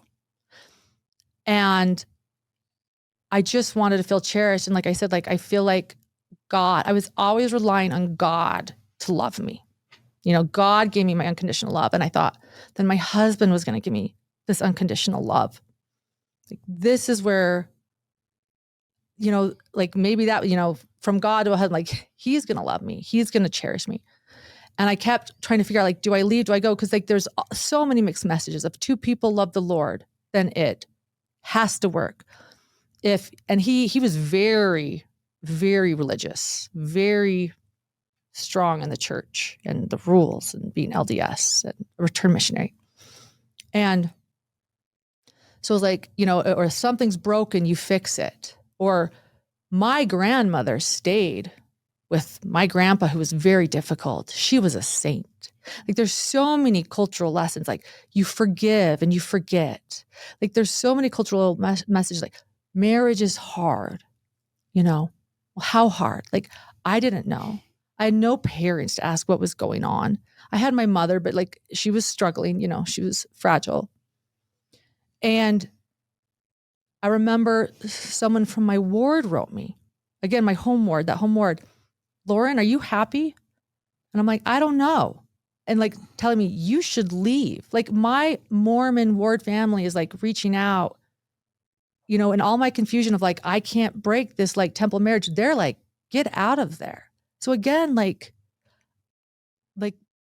so much of my saving grace and so many of my most difficult times has been my Mormon village, like What are you doing? And so there's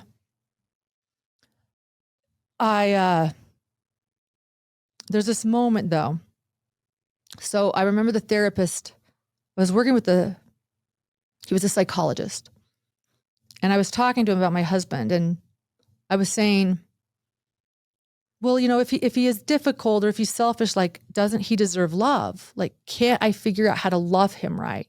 And the psychologist said, well, I think you're asking the wrong question. Like, don't you deserve love? Like, should you be loved? And that was actually really confusing for me because I wanted love. I wanted to be cherished.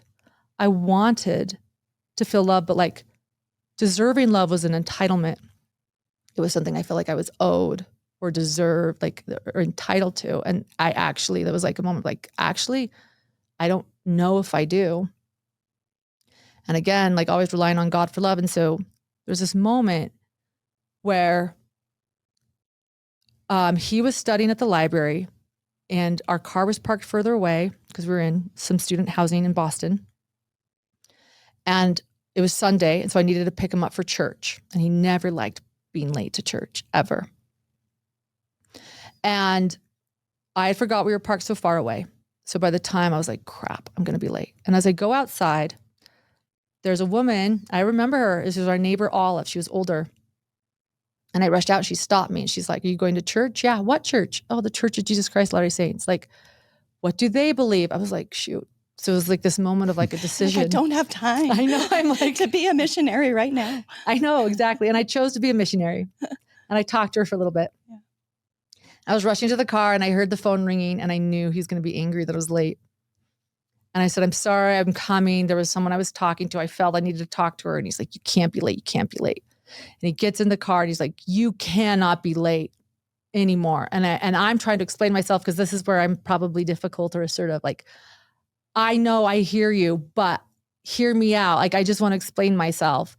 Like, I did this because, like, Olive. And he was like, you cannot be late. And I started crying. I was just crying because he was yelling. And he flipped down my passenger mirror in the car and he goes, look at yourself. Like, look at yourself.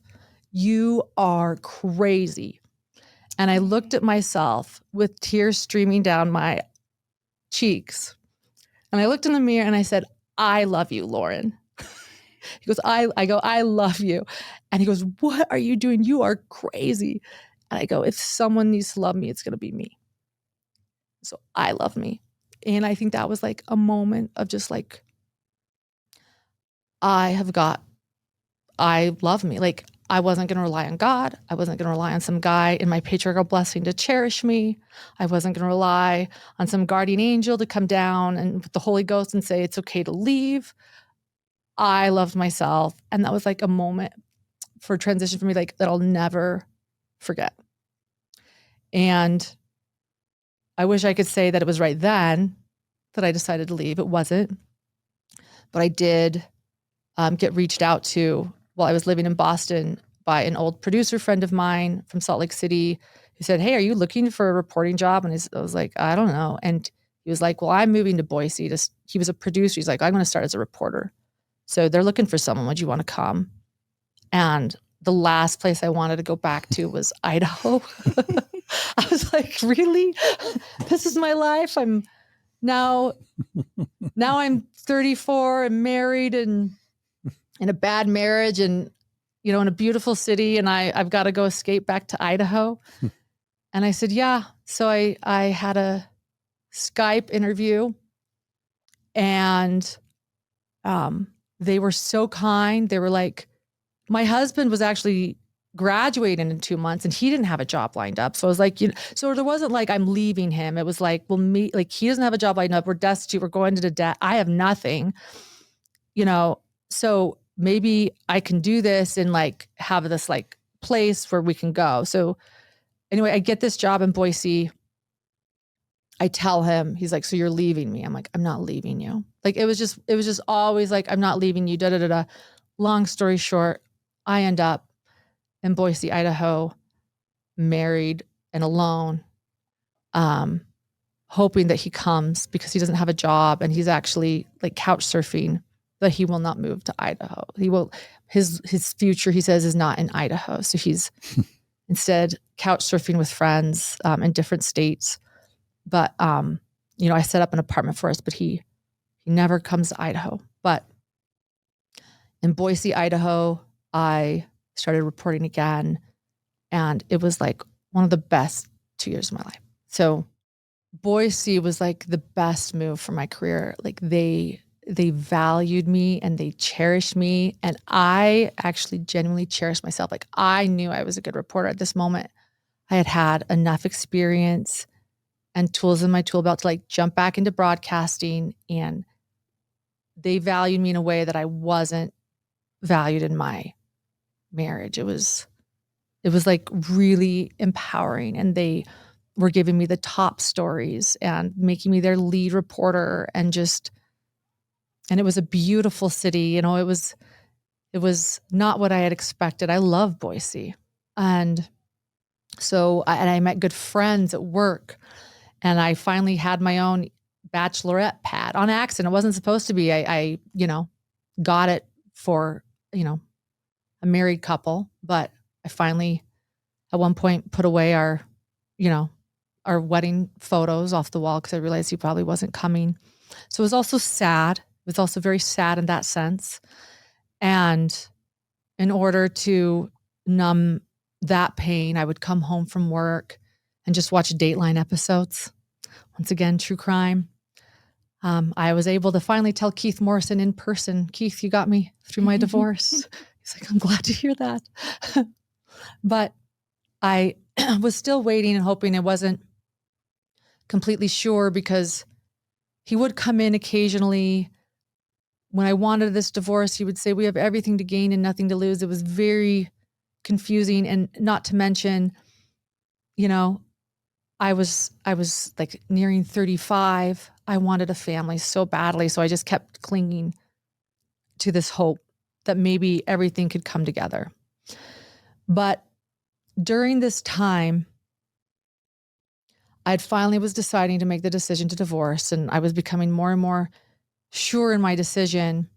And I don't know if you guys remember, but the Ashley Madison dump happened. Do you remember that? The scandal? Was it like the adultery website or? Yeah, the adultery website where somebody hacked them and released every email address that had ever been used on Ashley Madison. And I was at work, and, you know, lucky for me, we you know, my job was to go research it. So I actually remember, oddly, I put in 2 email addresses and found them both.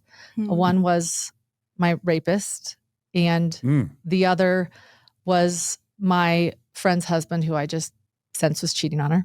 I didn't tell either of them, but I did, oddly, that day. You can see it on that day.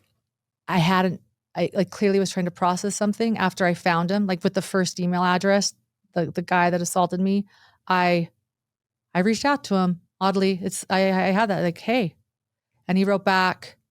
I don't know what I was processing, but it's like one of those odd things. Like, I understand why people do that. I found his email, like I knew it, and it was like, that was it. Like, I just was like, never reached out again. But like, I was trying to be like, should I do something about this? I think I was like feeling like so much anger to him. Like, what do I do? And I didn't do anything, but. Did he respond? He did. And then I didn't respond again. It was weird. I don't know why I did that. But with that scandal came Josh Duggar, because Josh Duggar's name was found on the Ashley Madison dump.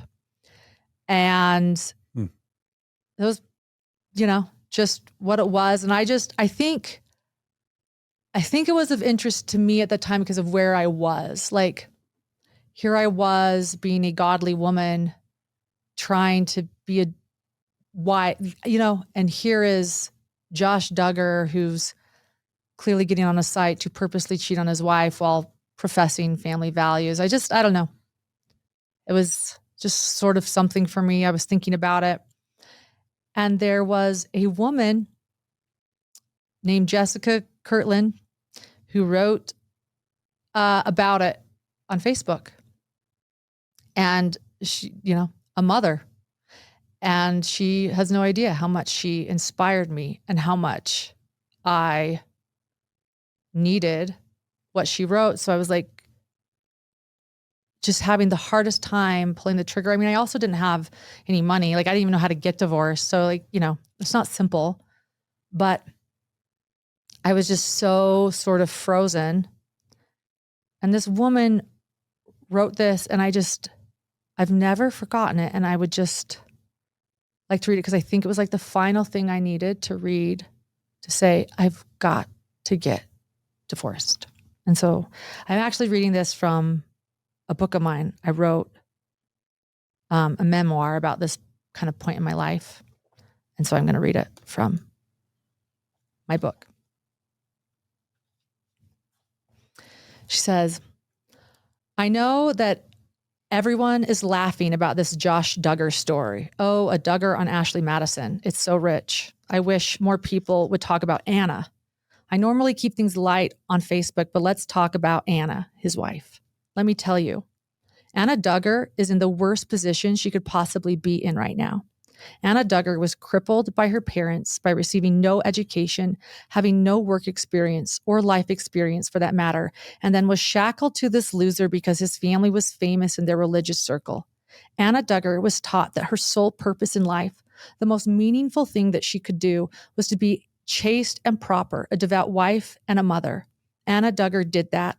Anna Duggar followed the rules that were imposed on her from the get-go, and this is what she got in reward. A husband who she found out in the span of 6 months not only molested his own sisters, but was unfaithful to her in the most humiliating way possible. While she was fulfilling her duty of providing him with 4 children and raising them, she lived up to the standard that men set for her of being chaste and godly, and in return, the man who demanded this of her sought women who were the opposite. Be this, they told her, she was. It wasn't enough. What is Anna Duggar supposed to do? She can't divorce because the religious environment she was brought up in would blame her and ostracize her for it. Even if she would risk that, she has no education and no work experience to fall back on. So how does she support her kids? From where could she summon the ability to turn her back on everything she ever held to be sacred and safe? Her beliefs, the very thing she would turn to for comfort in this kind of crisis, are the very reasons she is in this predicament in the first place. How can she reconcile this? Her parents have utterly, utterly failed her. Think of this. Somewhere, Anna Duggar is sitting in prayer, praying not for the strength to get out and stand on her own, but for the strength to stand by this man she is unfortunately married to lower herself so that he may rise up on her back. As a mother of daughters, this makes me ill. Parents, we must do better by our daughters. Boys, men are born with power. Girls have to command it for themselves. They aren't given it. They assume it and take it, but you have to teach them to do it, that they can do it. We have to teach our daughters that they are not beholden to men like this, that they do not have to marry a man their father deems acceptable and then stay married to that man long, long after he proved himself unacceptable. Educate them, empower them. Give them the tools they need to survive on their own if they must. Josh Duggar should be cowering in fear of Anna Duggar right now, cowering.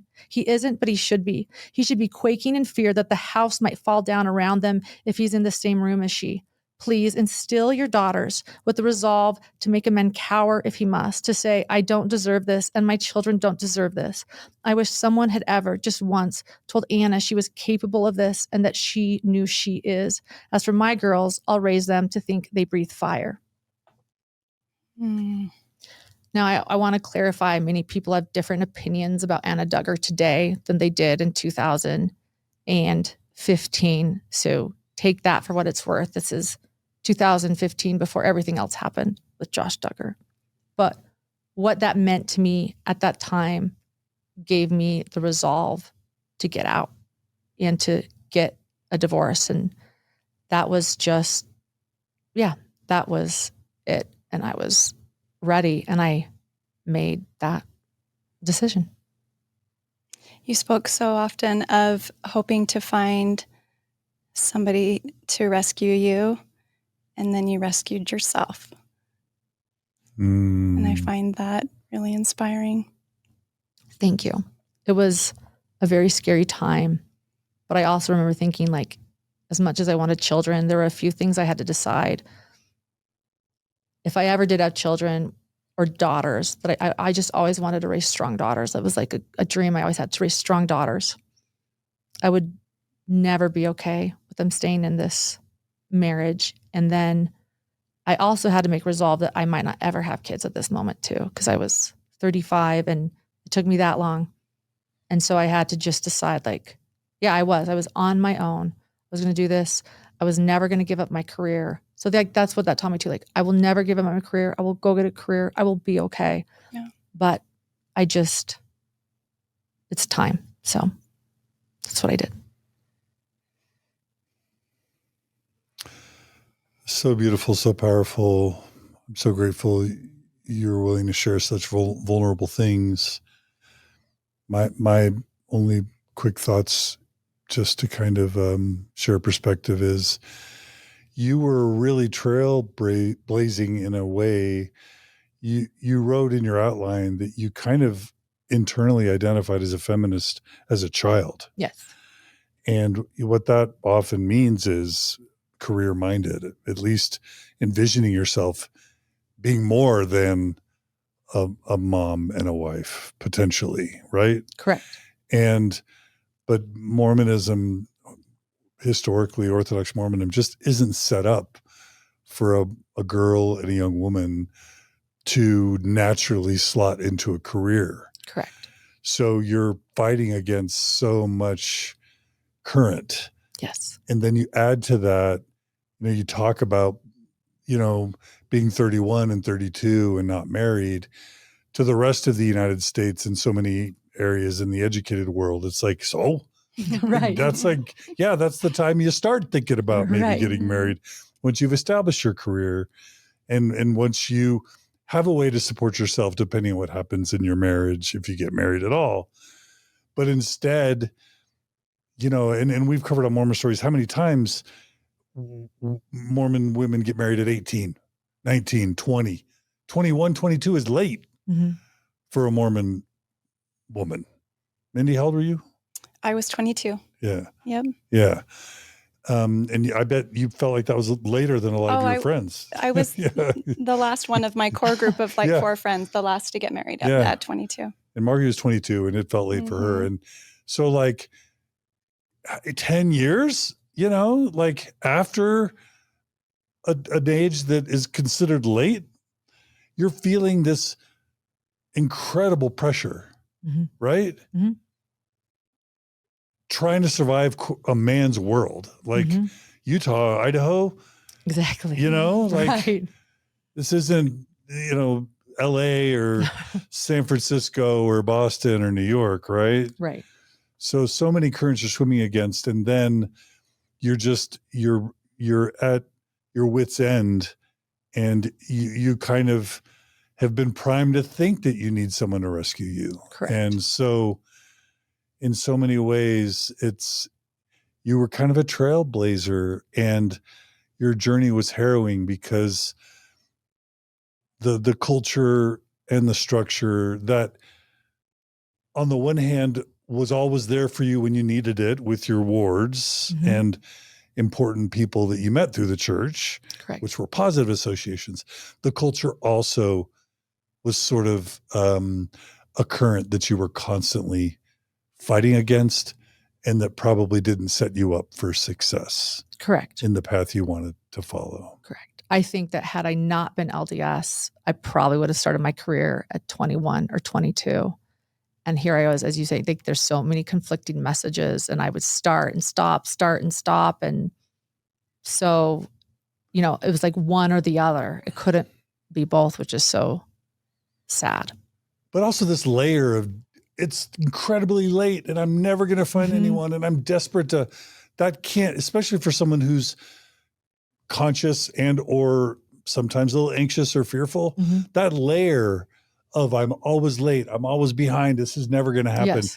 That can't be a good sense of pressure or a layer to be making decisions under. No. And also, if she's wanting children, there really is a time crunch on that too, as well. If that's part of the equation of the plan that you have for yourself, Absolutely. No, the biological clock. The biological clock is I actually went in Boise. I thought I've got to take charge of this. And so I went to see how much it would cost to freeze my eggs because I thought Really? I can take charge of that. And unfortunately, it was $10,000 and I didn't Right. have that. I was, not making that. But, that's something else I thought too. Well, if I had started my career earlier, I could afford that. And now I Yeah. can't because I started so late. And so, but that's the other empowering thing too is, women that do start their careers, they can do that. You don't have to worry about that. So powerful. And I'm so sorry for all of that difficult stuff. And it's when you all hear what comes next, which is the rise of hidden true crime, you meeting Dr. John, it's such an inspiring story to see the phoenix rise. Mhm. Do I say from the ashes? I don't know. Is that? I think that's fair. So that's the cliffhanger for part 2. Before we end, can you show us your book and tell us how people can get it and buy it and what it's called? Yeah, it's called Escaping Emotional Abuse. Show us the cover. A Healing Journey. Yeah. Okay. I wrote this as a memoir, but to help women that were possibly in the same situation that I was in, because I had wished that there was something like this for me. When I was in it, it was very confusing. And so I wrote it, and it has actually never been something I've totally shared a ton. It's always been sort of like a behind the scenes, like, hey, if you need it. But I did want to share it here because I feel like if there's a time to share it, actually, it might be Mormon stories. Like, I wrote it from an LDS female's perspective or even a Christian woman's perspective. And people can get it on Amazon? Yeah, on Amazon. Escaping Emotional Abuse, and the author is Lauren Matthias. Yeah. All right. Beautiful. Well, such a powerful part 1 of your story. And we've got so much more because we've got the rise of hidden true crime. So today's episode will be the making of Lauren Matthias. Okay, sounds good.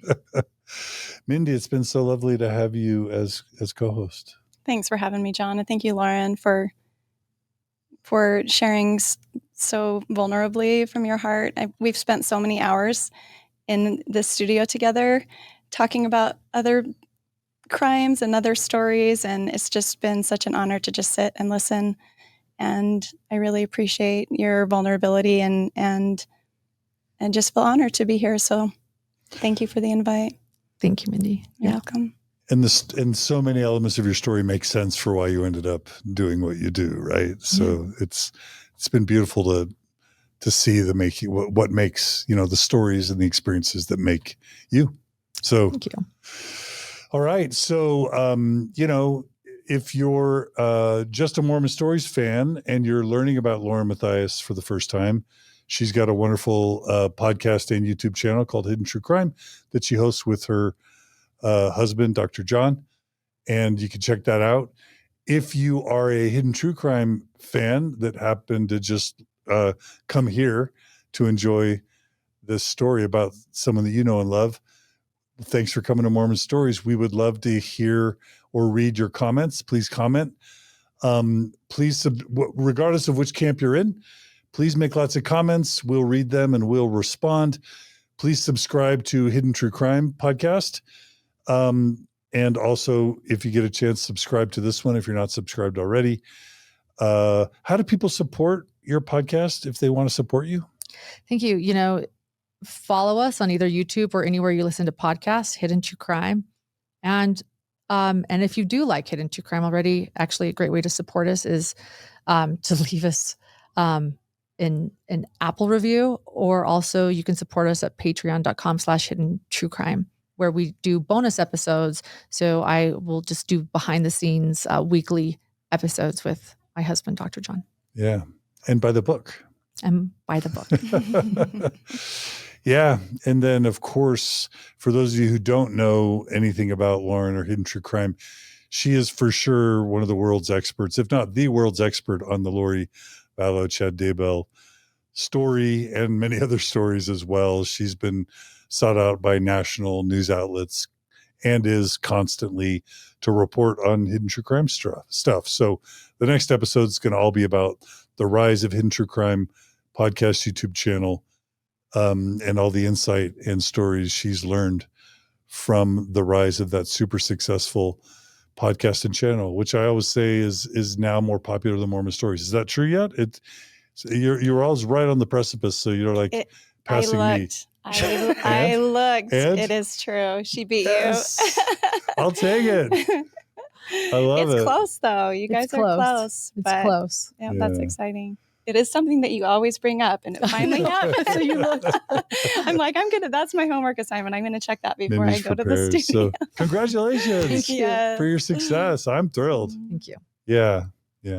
So tune in next time for part 2 of our interview with Lauren and Matthias. Thanks so much for joining us today on Mormon Stories. We appreciate our donors that make this possible. So if you value this content and want to see it continue, you can go to mormonstories.org, click on the donate button, become a monthly donor. And even though we're lagging behind Hidden True Crime, you can still, I'm kidding. You can still support us as well. And we'll do our best to keep up with what they do. But thanks for your support if you're already a donor. Thanks for joining us today. Be good to each other, be kind to each other, and come back for part 2 of our interview with Lauren Matthias. Take care, everybody.